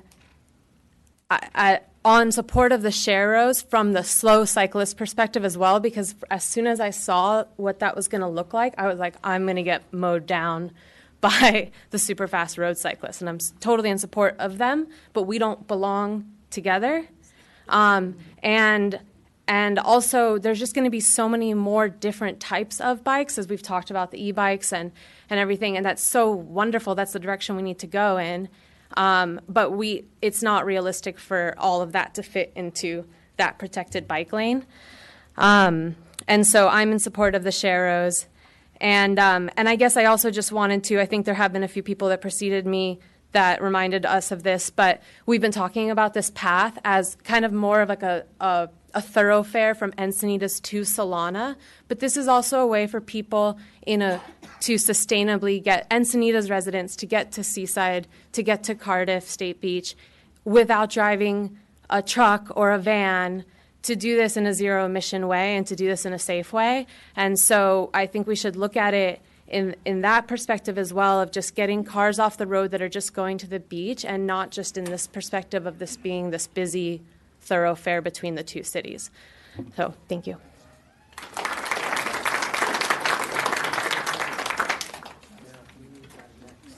Good evening, Council. Kevin Doyle. I'm Planning Commissioner representing Old Encinitas. I'm not here representing the Planning Commission tonight. I'm a parent of a 5-year-old, and I'm torn on this issue. I have people on both sides who've been reaching out to me saying, Kevin, you got to talk about this, and I've spent all day today really thinking about this, and we're committed to safety in this town. We really are, and the protected bike lane has to be.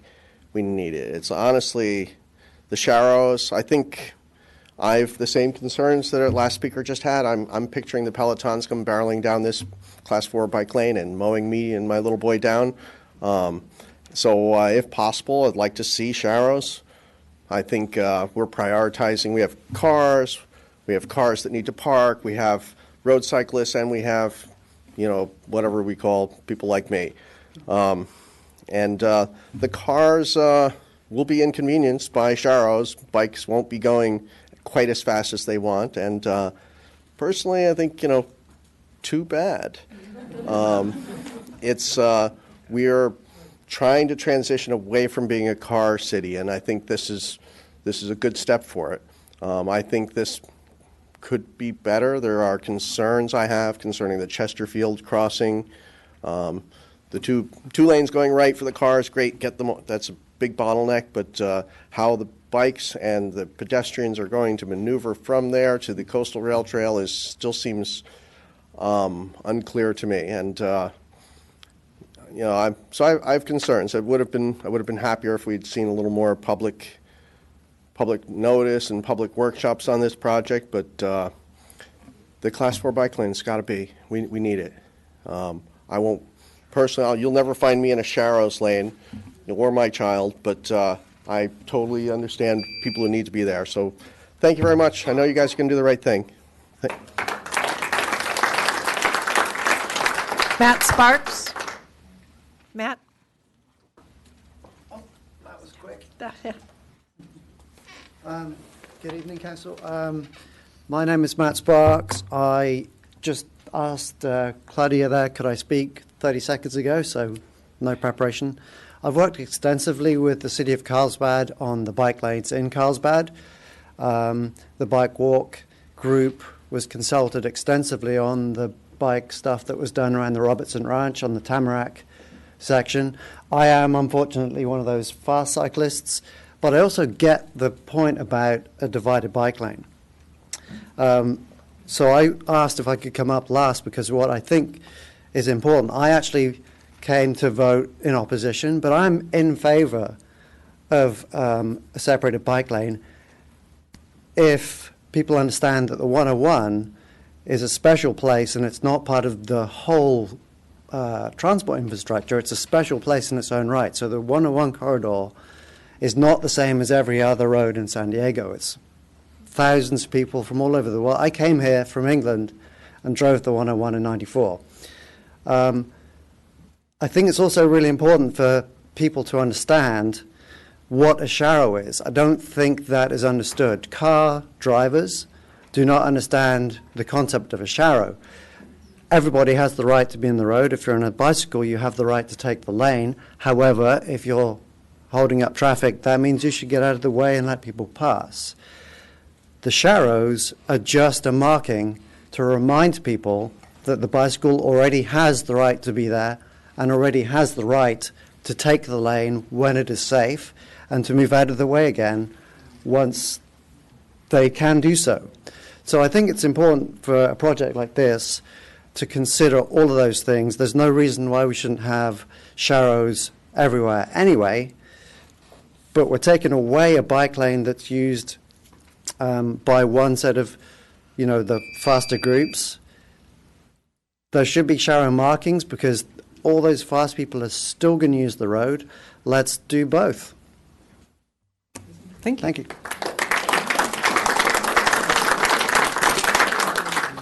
That does conclude speakers. And then I have, 6 individuals that registered support for the recommended action but did not wish to speak. Katie Gibbons, are you here? Ken Troutman? Nadine Grawl? Peter Davis? Renette Yaman? Yes, okay. And then Edward McFadden?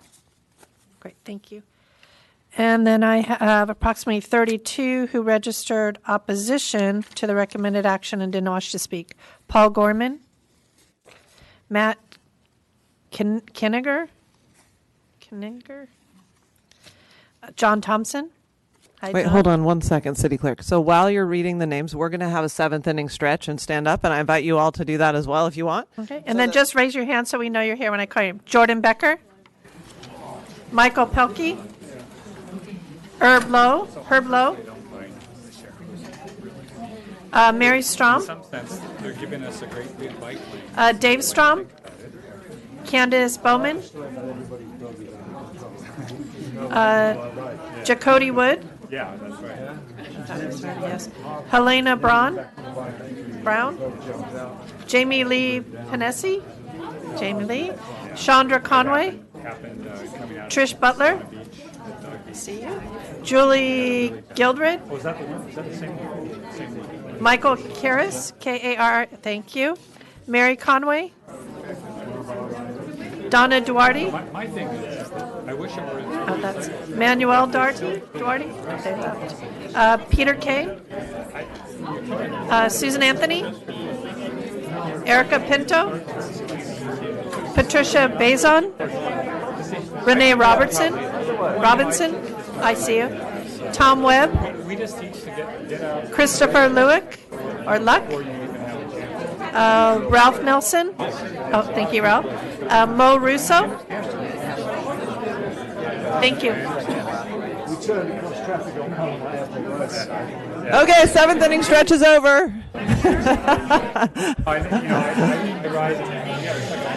That was a speedy little break. We're not going to take an actual break, but it has been more than 2 hours. We tried to take a break. Shh. Okay. we're coming back into session here so we can deliberate and make a decision, and you all can get home to the other people and places you'd rather be probably now. So thank you, everyone who came to speak. I would like to echo the comments of my colleague, Tony Kranz, who said that he was really impressed by the number of emails we received, and the same thing tonight that we heard. They're really authentic thinking about this and writing and engagement on it, because it's impressive to see how much people care about how public space is used. And we do have controversial topics that come up where we get a lot of form emails, and it's just much more persuasive to hear specifically what's going on in people's minds. So I want to recognize that, and it was of course reflected tonight in what all of you came to say. And there are a lot of people that we haven't heard from before. So it's nice to hear new voices and see that this is something that really has a lot of resonance. So I will go to my colleagues first. Deputy Mayor Hubbard. Thank you for everyone who spoke. I have to say, I want to echo the same comments about the emails. So many of them were so personal. And at a certain point, I had to quit reading because I just kept coming in for the last couple of days. But I tried to read most of them, and probably a lot of you even saw that I responded, so you knew I actually read your email. I've got one question quickly for Abe. Where are the places right now that if somebody is going south and they want to change their mind and go north, we've got 2 signals, right, at the restaurants, and then there would be a crossing at the south where the Seaside parking lot is that right? Correct, Councilman Hubbard. We have obviously Chesterfield. The next one, I believe, is in the Restaurant Road, the pedestrian signal that we have there at the driveway. Then we have Las Olas. Okay, and then there's that kind of that long stretch. Okay, all right. It's just kind of one of those things. Our world continues to change, and I believe we have to keep changing with it. And when the Coastal Rail Trail was originally conceived back in the 1990s, we weren't necessarily thinking about global warming, car traffic, parking. They weren't top of mind like they are today. And almost all changes to public space create controversy. But it's important that we continue to take public spaces, and roads are public spaces, and make sure that they continue to support the majority of a community. And this isn't done with some loss to some users. I don't think I've ever seen a project that's come up where 100% of the people benefit by some change we're making. It's almost impossible. Somebody's always unhappy or feels like they're giving something up, and a lot of times somebody is giving up something. Highway 101 across the San Elijo Lagoon is a really unique stretch of road for a lot of reasons, but the biggest one is we now have a coastal rail trail on both sides. That's phenomenal. We have over a mile on each side of a Class 1, right? Class 1 cycling or MUP multi-use path. We have the ability, by putting the Class 4 across the lagoon, to connect Encinitas, Cardiff, Solana Beach, and Del Mar. We talk about mode shift. We're trying to get new users out of their cars and onto a bicycle. This will never happen if we don't create safe infrastructure that gets people all the way from point A to B to C to D. I know that in the emails I got, many of you commented that the Class 4 bike lane at K Street isn't used. It's worthless. You're right, because it doesn't take you anywhere. You're either in a non-Class 4 before you get in it, and you're out of it before you even know what happened to you. You have to be able to complete a task and get all the way to where you want to go in order for a Class 4 bike lane to be successful. And this is so essential to connecting our 2 coastal rail trails in Cardiff and Solana Beach. So I know a lot of you are concerned about us creating the Class 4 and that it's going to impede your process on a recreational ride or on a commute to work. Yes, there could be some places where there will be some conflict, and mainly on the west side, and it's mainly in those pinch points that we've shown as you're traveling through. But I don't believe it's going to be as serious as you think it will be. And yes, you might have to slow down for a couple of minutes, just like you do in your car when you encounter some traffic. So I agree. The Sharrows markings on the outside lanes notifying car drivers that faster cyclists are allowed in the lane is a good idea if we can slow down the speed of the cars. And I would prefer to do the speed study immediately after narrowing the lanes so that we can drop the speed limit before putting in the Sharrow markings, because I know it's safer for all of you who are in that lane. But I do believe that we will be able to drop the speed limit because I firmly believe that this is going to happen. And I would be willing to compromise and agree to the Sharrows markings now if that's what it takes for my colleagues to pass this. Councilmember Krantz. Yes, thank you. It's amazing how something that I think is so important and beneficial for the city manages to generate as this much controversy. And we have a pretty evenly divided group of folks here in the council chambers with us tonight. Ultimately, I find myself feeling very strongly that the Class 4 facility is an important addition and that we should work to resolve some of the concerns of the sports cyclists that have been raised here tonight. So I mentioned a while ago some of the emails that we got. My favorite was from Ralph Nelson, and I think I heard you raise your hand, or I saw you raise your hand. He sent us a pretty cool email with graphics and all sorts of information for this one stretch of road. Some of the sports cyclists, I'm sure, are familiar with the app Strava, which is what he used to gather this data, and it was pretty impressive. The number of cyclists that have ridden this stretch with the app is 37,063 cyclists, 424,657 rides through the segment. In 1 year, 8,900 cyclists, just a tremendous number of people. I think it speaks pretty clearly to how this stretch of highway is treasured. So I do want to do everything that we can to continue to attract those riders. The other interesting part is that I'm sure, get a lot of sports cyclists that don't even use Strava. So these numbers are probably just a drop in the bucket. It's a tremendous resource, beautiful asset. It's one of the treasures of the city, as is all of Highway 101 through from La Costa Avenue down to Seaside Beach. So I do, it will take Sharrows for me to support this plan. So that is kind of, it's very important. I also, last week, talked about how speed kills and that the need to reduce speeds of automobiles is really critical. We have, over the last 6 months or so, maybe a little longer, had speed tables on North 101, and I do think that it would be appropriate to put a speed table in this segment somewhere, and I would leave it to the traffic engineers to figure out where, but I think that one pedestrian crossing that goes essentially from the Chart House over across to Kai's is probably kind of the most central of the area, so I think that might be a good place for it. I also would like to see us plan to put in some bike racks, because I think ultimately what we're going to end up with is a lot of people riding bikes to the beach. Our coastal rail trail has opened, and the use it gets is just heartwarming. I love it. It's just so fun to see it in use. And so what we want to see are the families get on their bikes and take the bike to the beach. That beach, that stretch of Cardiff Beach is a great opportunity for our community to take advantage of the ocean.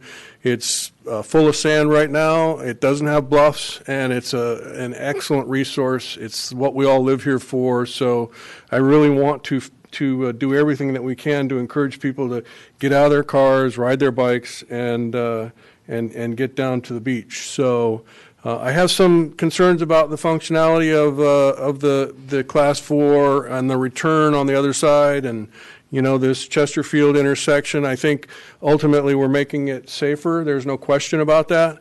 I think that there are likely to be things that we may want to do to make it even safer yet. But with Sharrows and the signs that have been mentioned, the Bike Coalition, I think, has sent a great letter that detailed what they think would be a great compromise.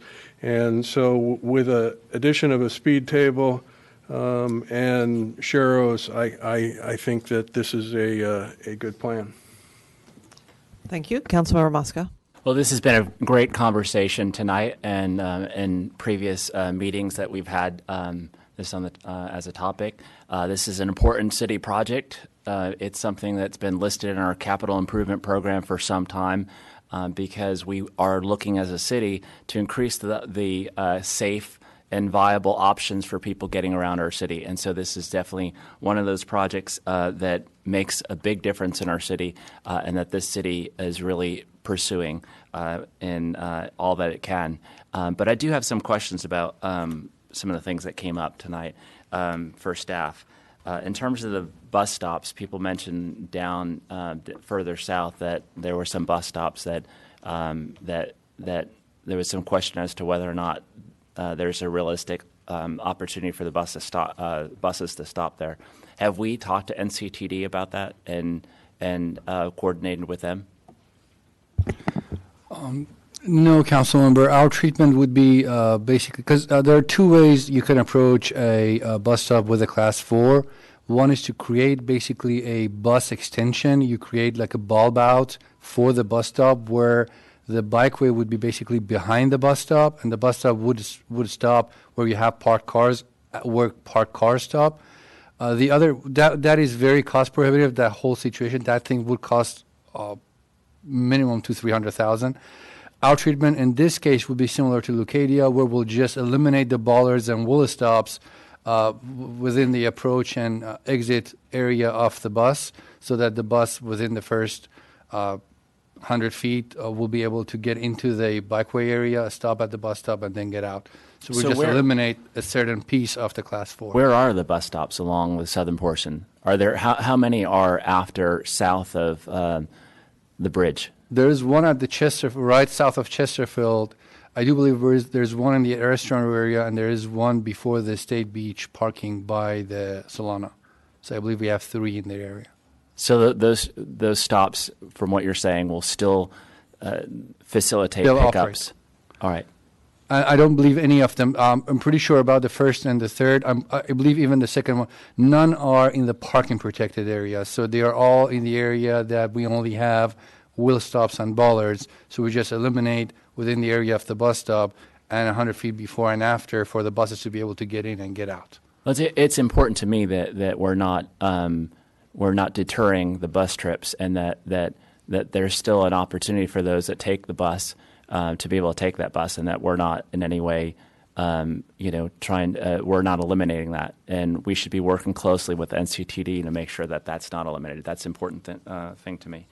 And then there were a few comments about as you come north, making that right onto Chesterfield. How can we change? It sounds like it's really cumbersome and difficult, and it's made even more difficult with an additional with an additional lane there. I think that the lane, the right turn lane, having 2 is going to be actually it's a good part of this project. It's going to really relieve a lot of the congestion that we see on the 101 going north. Instead of people, kind of lining up to make a right on Chesterfield, we now have 2 right turn lanes. But how can we, if in fact that's made cumbersome, it makes it more cumbersome to turn or for bikes to maneuver that, how can we change that? So manual uniform traffic control devices does not allow, it's a shall not basically, to add bike lanes on the right side of the right turn only lanes. That's absolutely forbidden because of the right hook situation. So this one, the one that we have on the plan, should stay. However, there is a possibility of getting an experimental authority from the state to add a second one on the right side of these 2 only for the ones who want to get towards San Alejo. If we anticipate having a high volume, to be honest with you, I don't have the exact number to know how many of our northbound bicyclists go straight toward downtown and how many turn right. The ones that go toward downtown, they have to stay where the current bike lane is because of the right hook situation. They have to be on the left side of the double right turn pockets. If we have a high volume of right turners, of bicyclists who turn right, I agree with you. It can be problematic to make that right turn. That small stretch of Chesterfield between San Alejo and 101 is usually very slow because of its length and the fact that we have two signals on both ends. So for them to share the number one lane, bicyclists turning right with the vehicles getting into number one, it wouldn't be as bad. I probably can add some greenback sharrows in the number one in that short segment to kind of clarify for the cars turning right that, hey, bicyclists are turning right with you. But again, if I get to a point, if I don't have volumes, if I find out that we're looking at a very high volume of right turners that are having this problem, I probably can consider having two bike lanes, one on the left side for through bicyclists going toward downtown, and add one on the right side with getting permission from the state. I have to get permission to do an experiment. I think your approach is reasonable, and I think probably just a slow, methodical kind of approach to it, and see, first of all, just to kind of, it sounds like you're going to have to monitor several things here over a course of time. So maybe just add this to your monitoring and see what the volumes are and whether it's necessary. Yeah, that sounds like a good approach. It sounds like to me as well that the sharrows make sense, although it sounds like it's state law now. So if it's state law now that a cyclist could take the lane, then they can take the lane whether I put a sharrow there or not. But I guess the sharrow just indicates more to people driving that cyclists can be in the road.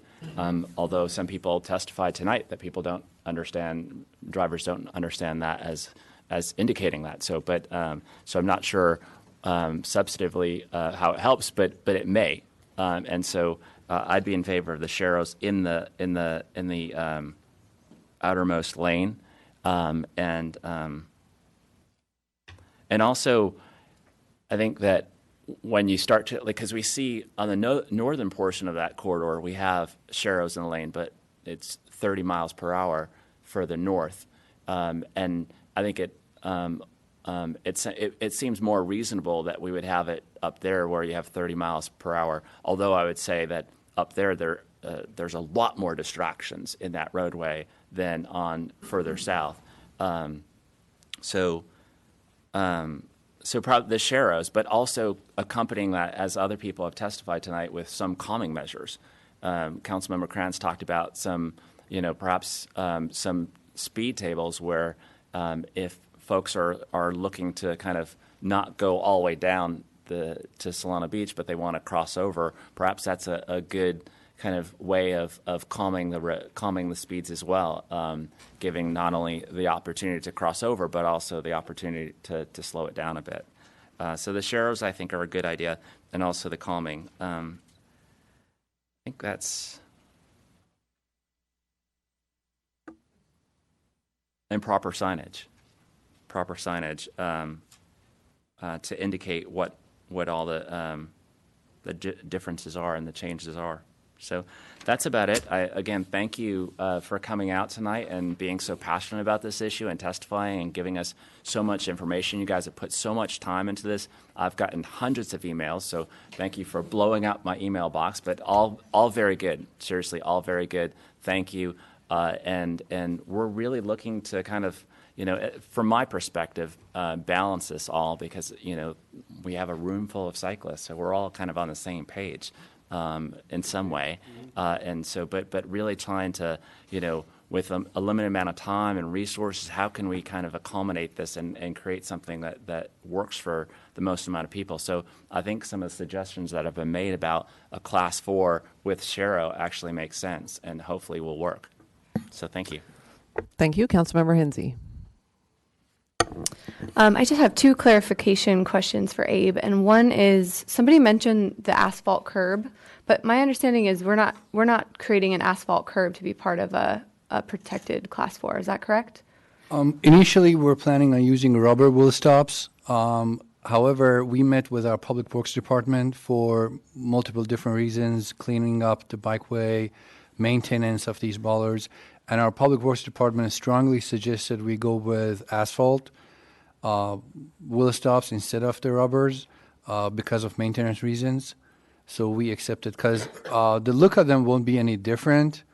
They'll be exactly designed and built with the same dimensions, and with this, we'll have the opportunity to paint them like the rubber wheel stops. So they'll look very similar, and the dimensions will be the same. It's just, it was a suggestion that we received from our Public Works Department that these were easier to maintain. And okay. Do they have reflectors on them? Are they going to be easy to see at night, or is that the point of the bollards? we can add reflectors on the asphalt ones too. Yeah, I think that would be really helpful, especially for the concern that came up a lot tonight about the visibility of the northbound lane. And I think that would just make it a lot safer. So, yeah, tonight, this was not an easy decision, I think, for any of us. And I did read all of your emails, and I had a lot of conversations with all of you in my head about the different points that you brought up. And it has been, I think, painful in some ways to really disagree with people that I love and respect, and I look to a lot of times to lead this conversation. And I think that for me, I simplified it in the process of going about this and the product. And that was the best way that I was able to think about it. And the process here is that since the first day I've been sitting here, up here, I've been asking staff, when are we going to do that road diet down in South Coast Highway 101? Are we keeping our eye on that? And the answer has always been, we would love to do it, but we are just too full with Leucadia Streetscape right now. So I want you to know that is at the forefront of all of our thinking, but that can't happen until there are shovels in the ground and Streetscape is on its way. Because part of this process, and I heard it a lot tonight, take your time, slow down, let's do more public input. I feel like I already know what the product is we'd come up with through that public input, and it would look a whole lot like the Streetscape in Leucadia, and it would probably take that same timeline, 10 years. And that's not what we want to do tonight. I think that we want to do things lighter, quicker, and cheaper, and this is our answer to doing that. And this is our way of being bold, especially in the context of the climate change discussion that is so much at the forefront of all of our minds, everybody in this room.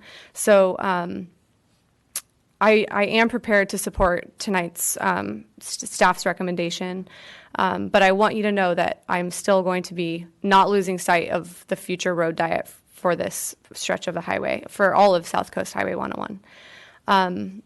Last week, Jerry Rahill said, make the decision that's best for the most amount of people. This week, he had a little different tune, but that still was helping me make this decision. And I really do think that this project that staff has presented to us is the best choice for the most amount of people.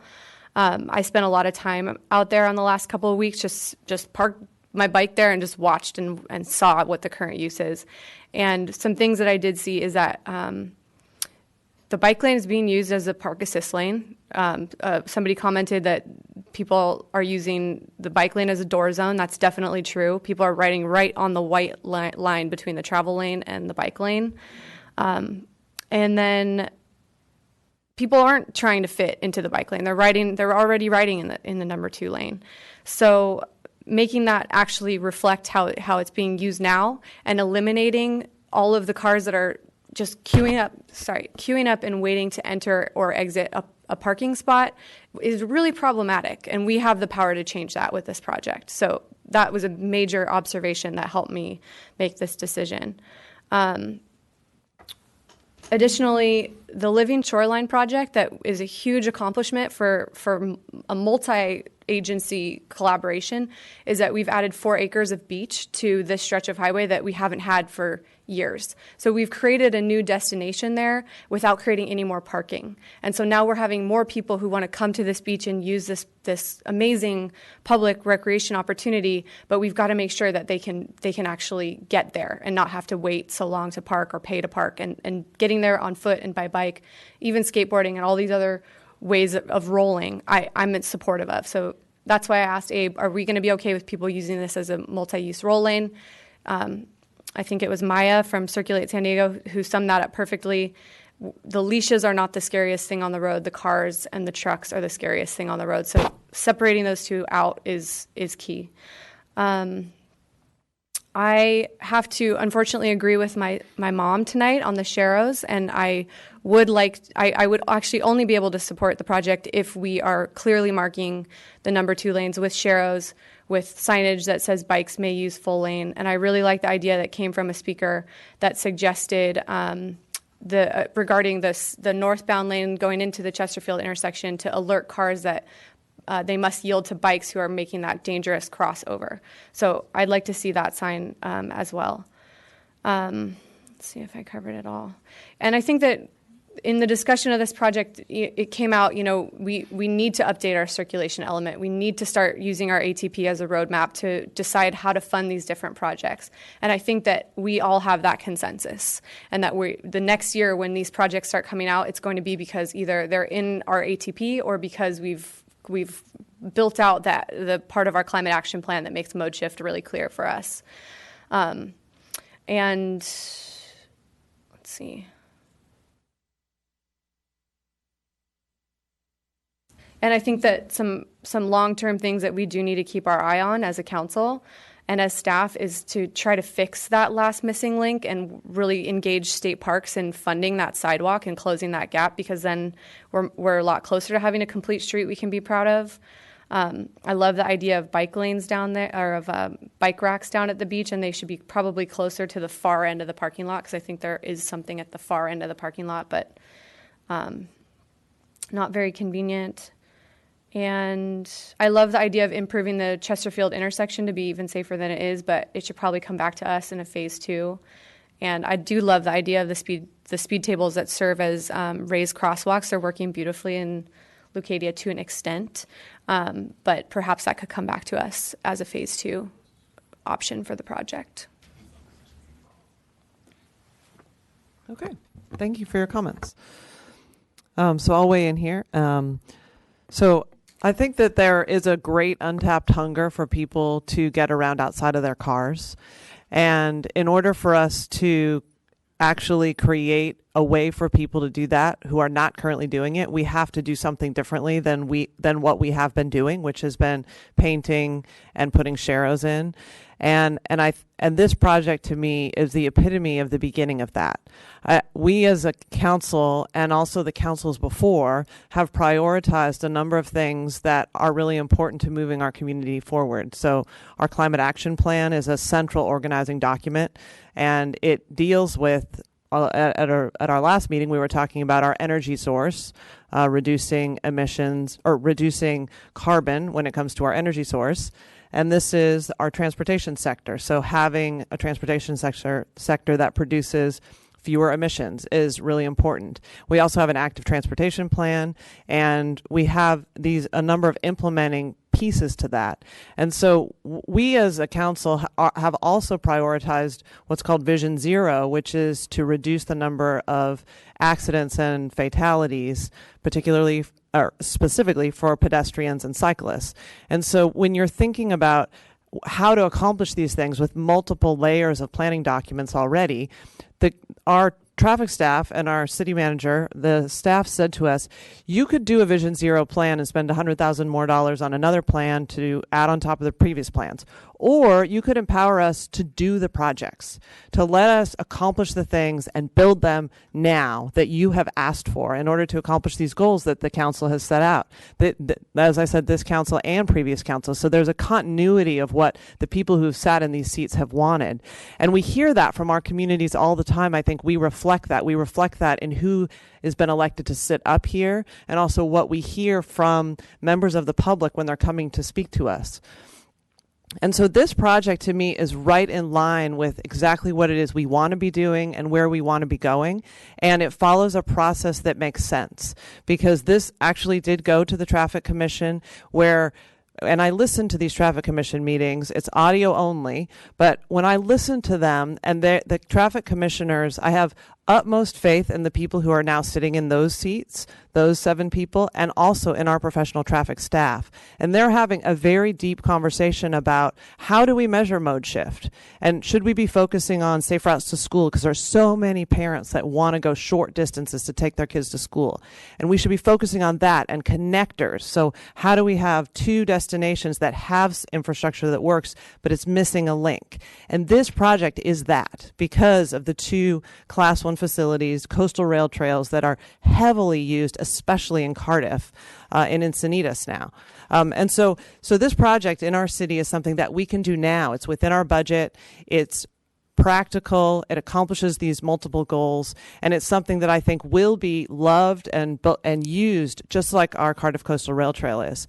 And I am very affected by the process that I went through associated with the Cardiff Rail Trail. And I think that there are always the concerns about every single possible thing that could go wrong. And that can lead to the explanation that you should either study it more or not do it. And that's something that I think we always have to be focused on. Is this something I try in sitting in the seat and making decisions with integrity to decide what do I think is right for the community after I've heard from the community, and then to try to stick to that, because otherwise you have all the arguments about it's not going to be used enough. We heard somebody say that there's another facility in another part of the county that's not used. We have the other argument it's going to be used too much. It's not going to be maintained well enough. It's too dangerous with the bikes or the peds who are mixing. And every single one of these you can argue against, or you can sort of collapse under the weight of it and say, let's go back to the drawing board. Let's not do anything now. And I want us, and it sounds like I'm hearing from the council, which I think is so great, that we are willing to move forward and make that move and improve our community and move on to the next project, because we have a lot of streets that we need to be putting this type of infrastructure and other types of infrastructure that will actually move the needle on mode shift. Because right now, it's about an average of 0.5% of people who bike. And I know that the public streets are working in their current striping for some of you. We've heard from you tonight, and we heard a lot over email. But for so many more, it's not working, and they're not using it. And that we heard from those other people today as well. And so I think that we want to do what we can to keep all of the users who are currently using it and to expand that envelope. And the thing is, we're not in the forefront of this. I mean, we see other cities and other countries that have really done this, and it all comes down to that protection from the car. It's not the protection from the person who's walking their dog. It's the protection from the car because of the consequences. And that's why when I'm riding that section on my bike, I feel fear, because I know that if I do get hit, it is so catastrophic, because that is either the end of your life or you are forever dramatically altered. And that's the kind of thing where you think, do I really want to risk that with my kids? And you don't. So you drive to Seaside from Cardiff or from anywhere in Encinitas when you could ride. And Seaside's a big parking lot, and it's easy, but it's like we want a different reality, I think, in this city. I think a lot of us express that, and we feel that way, and in order to create that, we have to make these decisions and we have to move forward on them. So I'm really excited about this project. I think staff presented it to us. It was something that they saw as in line with what it is we're trying to accomplish. And Abe has a lot of experience from other cities like Long Beach, and he'll frequently pull up pictures and say, what about this? Does this look like about what you're thinking? Or this seems like this has worked in this place. And I think that's so great, because he's been doing this in Southern California and trying to create that different reality and different society that can actually move the needle on the number of people who bike and walk. So I'm happy to support my colleagues on the Sharrow issue. I know that when I listened to the Traffic Commission, the explanation for not putting the Sharrows in initially was that we should put this in and see if we need the Sharrows, and also then do the speed study after this infrastructure changes, because most likely because of the friction that he explained, speeds will be lower, and then we'll be able to have the Sharrows be safer. So, Sharrows are not recommended on streets that have high speed and high volume. And so that is something that you have currently on Coast Highway. I mean, 50 plus, high speed, 20,000 cars a day, high volume. And so it is safer if you're in a bike lane. But if there's a lot of will, which it sounds like there is, I'm happy to go along with that. I think it is a compromise that's worth it, and that we should go with staff recommendation, and I'll make this a motion that we go with the staff recommendation plus the addition of sharrows in the slower lane. And then I just want to mention a couple of the other things I've heard from the council members, just to summarize for the future. So we're going to evaluate the number of right turners. There's this issue on the right turn. I did, my understanding from my staff briefings was that the right turn, well, first of all, a lot of people who are going north are getting onto the Coastal Rail Trail. So they're going through the light. So they really don't want to be on the far right. You'd want to be on the very, very far right, only if you were going to turn right and then go on Manchester, which immediately becomes really curvy and is not very pleasant. I mean, maybe you're going to Glen Park or some other things, but Seaside Market and all the amenities really are to the north, so I would expect that we wouldn't show a high usage there, but certainly we should look into that to see if we do have a high number of right turners at Chesterfield to evaluate that. And then also the bike lane that turns, or sorry, the bike lane that goes straight through Chesterfield is protected. So it's actually safer than now, because right now you're in between all these cars, and this will actually have bollards that protects you so that a car can't be coming over, not looking, and see you in that area. That's true, right? That it's protected. Yeah. And then, so future evaluation for right turners, future evaluation also for speed tables. You're going to put reflectors on the wheel stops, more bike racks at the beach. And then also the issue of, at least one speaker brought this up, that there's only a small section where there's not a pedestrian facility, which I was so heartened to see. I hadn't seen anything that demonstrated that visually, and I think if you don't mind putting that back up. But it shows how small that red section is on the right, that most of it's green. So most of it, you have a separated pedestrian from bike facility, and that's great. A lot of emails reference that. It's the bike pedestrian conflict that people were worried about. So it's just that red section. But I would like to request that in that red section, we don't say bikes only. So because we don't, if PEDs are going to be using that red section, that we don't write on the ground bikes only, bikes only, bikes only. So I know it can be on either side of that, but at least in that section. Yeah, that's my comments. So, Councilmember Kranz. Did you say you were making a motion? I did. I think I made Okay, a well, motion. I would second, but I would ask that we modify it to add a speed table, because I think that the time to slow people down is now as part of this project, as opposed to waiting for it to work through that. I'm not sure when would be a good time to add a speed table, and I have found them to be quite effective on the north end. So if our goal is to slow people down, that's a tool that we have used in other parts of the city, specifically on Highway 101, that I think would be beneficial.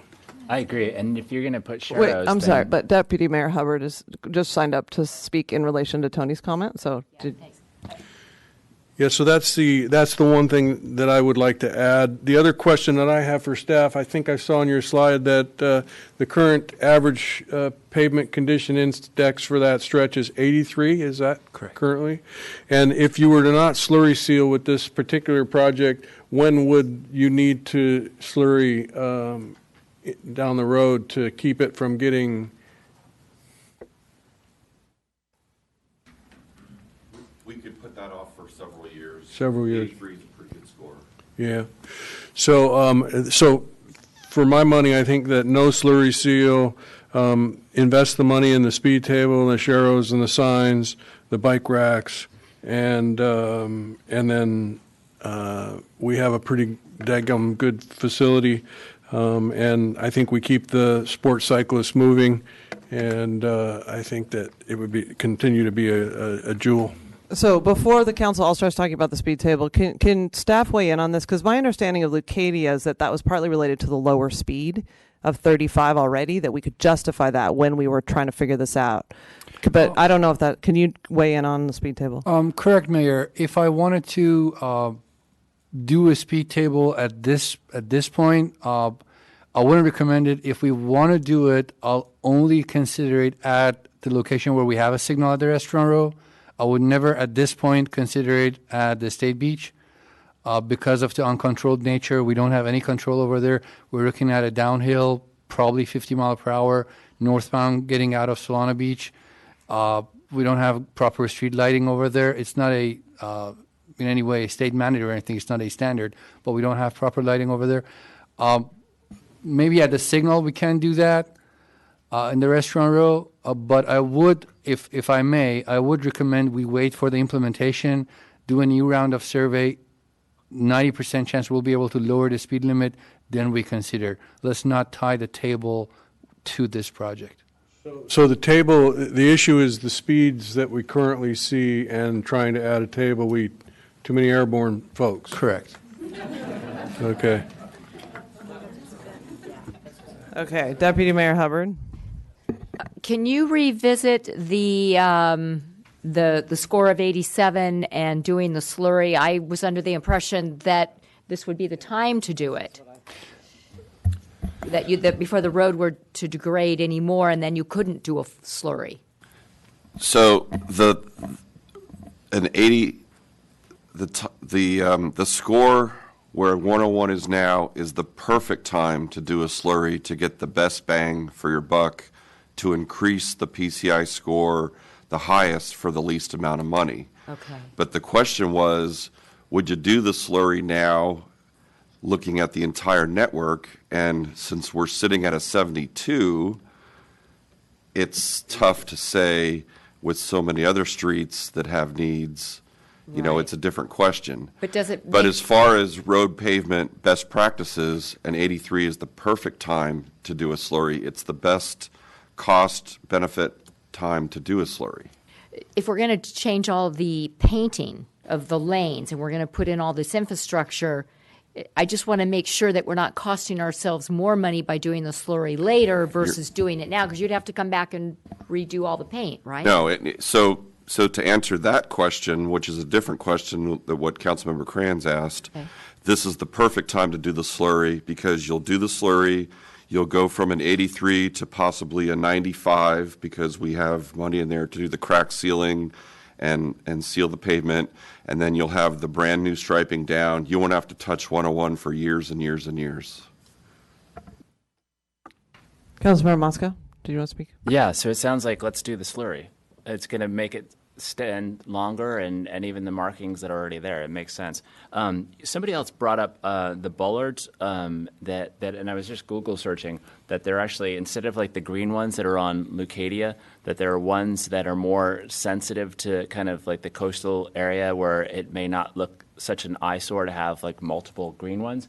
And there's like a ton of them online where they have a lot of different beach. I just Google searched beach sensitive bollards, and they have nicer ones than just green ones. And so I just want to make sure that within the motion there's flexibility of looking at ones that are more sensitive to the coastal community, instead of having green ones that, you know, you're coming northbound and you see just green. Yeah, I would like to defer to the traffic staff, in part because the Leucadia Boulevard bollards haven't at times been as easy to clean or maintain. So they're changing their choices based on things that are really important. And we do want to make sure that this is swept repeatedly. And so the transfer from the plastic wheel stops to the asphalt is a maintenance decision. It's that the sweeper can go over those and it doesn't degrade them or ruin them. And I think we have a similar kind of situation with the bollards, which we want them aesthetic as possible, but we also want to make sure that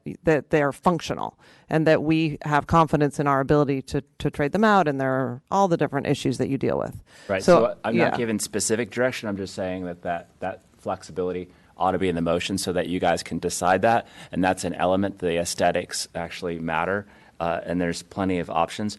Also, the crossing in Solana Beach. So, can we go over that one more time? And so, as we're carrying people further south into the city of Solana Beach, where are they going to cross over to the east side? Because that's where Solana Beach's facilities are. And where are we at with working with staff? So we met with Solana Beach staff, and they both authorized us, if we want to pull a permit from the city and modify their striping in their city to make it line up with our project. However, after revisiting our design, we found out that it's easier to modify our design during the last 100, 150 feet to make it line up with the Class 2 bike lane that they have over there. So our project, if my mouse icon, okay. So our project currently ends here, and we made it in a way that it lines up the last point, basically our buffered bike lane in this area with the bollard. The buffer kind of narrows down and the bike lane chokes down to kind of line up with their 5-6 footer no buffer bike lane. So our facility goes into their bike lane going southbound, similar in the northbound. So their bike lane comes north, and right about the city border, a buffer starts appearing. Initially it's very narrow, then it gets wider and wider. As soon as it's wide enough to add the first bollard and we'll stop in, we'll add the first bollard and we'll stop in. We thought it would be easier to do this versus going into city of Solana Beach, pulling a permit, having our contractor work in their city and start modifying their striping. So it does very nicely line up with their existing Class 2 bike lane facility. How people cross to get to the CRT on their side, they have two options. As said, the bike lane goes all the way toward south. However, when they get to this is the entrance to the CRT in Solana Beach. The street is called Ocean Street. At this street, they're working on a design for a signal. The signal is not funded nor approved by their council. They are planning on taking it to council at some point in the future. They don't have a timeline on it. So there's no guarantee it will happen at this point, but they're working on it. All right. The second option is the Solana Vista, which is the next intersection south. This one has a marked continental crossing, a traffic signal, so our users, when going south, if they don't feel comfortable crossing at Ocean Street, they can go one block south, and then they have a signal to cross toward them. I mean, I think having driven this, I think Solana Vista is probably a more appropriate spot for them to cross over because Ocean is so close to the kind of curve that it seems kind of hard to really kind of have a situation where you're safely crossing them. But that's Solana Beach's, kind of domain, and I just think that I want to make sure that we are working with them and that we're not just dumping folks on the western portion of their commercial corridor, but that we're working with them and that there's some plan to help them or address whatever needs to be addressed. Because the last thing I would want to do is encourage cyclists within their commercial corridor when when they don't have the facilities there and they don't want that. Councilman Mosca, I've bicycled that a lot, and anybody who doesn't want to be with the cars, the first thing you do right there at Ocean is you hang a right. Yeah. You go down, and then you can just come around the block. You'll come out at the signal, and you'll go right across, and you're on the trail. Cool. There. Cool. All right, and then just one last thing, the calming. I think that what Councilmember Kranz was bringing up is a good idea in terms of the speed table. But if we can't have speed tables, I understand why. If there's some other way in this motion, some other flexibility, because if we're putting the Sharrows in there now and it's 45, 50 now, how do we, and I understand we're going to do the speed survey and we're hoping that that's going to come down and we're going to basically change it. But it is what it is now. If there's something within this project that we can do short of speed tables, some calming measures to calm it down if we're going to have if we're going to have Sharrows on this road. I think that the motion should have that kind of flexibility to explore, if it's not a speed table, whatever other calming measures. I mean, I think that is part of the plan. I mean, this is part of the plan. It's just, it's not enumerated, but... Are any street calming measures part of the plan? We have the most effective one besides the is narrow. the lane narrowing, yes. The fact that we're narrowing the median also increases the friction. That's the second measure. We'll have the parked cars now very close to the travelers, the friction to make the parallel parking maneuver, because right now they're using, as was mentioned, our bike lane as a park assist. After this project, in around 1/3 of the segment, everybody who wants to make parallel parking will impede our number 2. That would slow down traffic.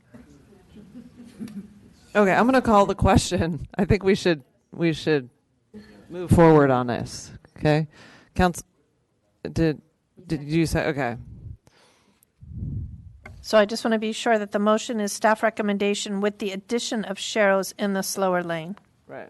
Can we say Sharrows in signage? And signage, yeah, Sharrow's and signage. Macheros and signage.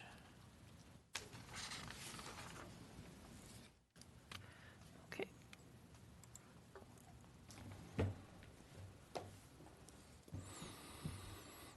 Motion carries unanimously. Okay. I do want to mention that, recall that we worked with Sandag to create a West Coastal Rail Trail West. So we have $250,000 worth of drawings that went into that. And the reality is that when you get to Swami's and you head south, there's this kind of no man's land there right now that we really need to address with perhaps the lane diet. So I'm not sure what the timing should be, but that stretch from Swami's to Seaside, looking at lane dieting and doing some other things, I think is a pretty important step. So Can we take a couple minute break real fast? Can we just stand up and stretch? Sure. We have 2 more items, so we can't end right now. You all can go, but we can't go. We have 2 more items. Yes, I know.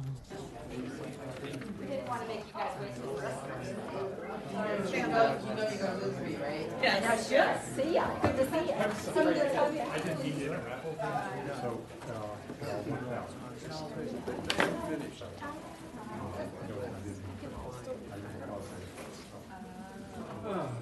Did you like that he brought up your bike racks? And I had already talked about it in my private invite.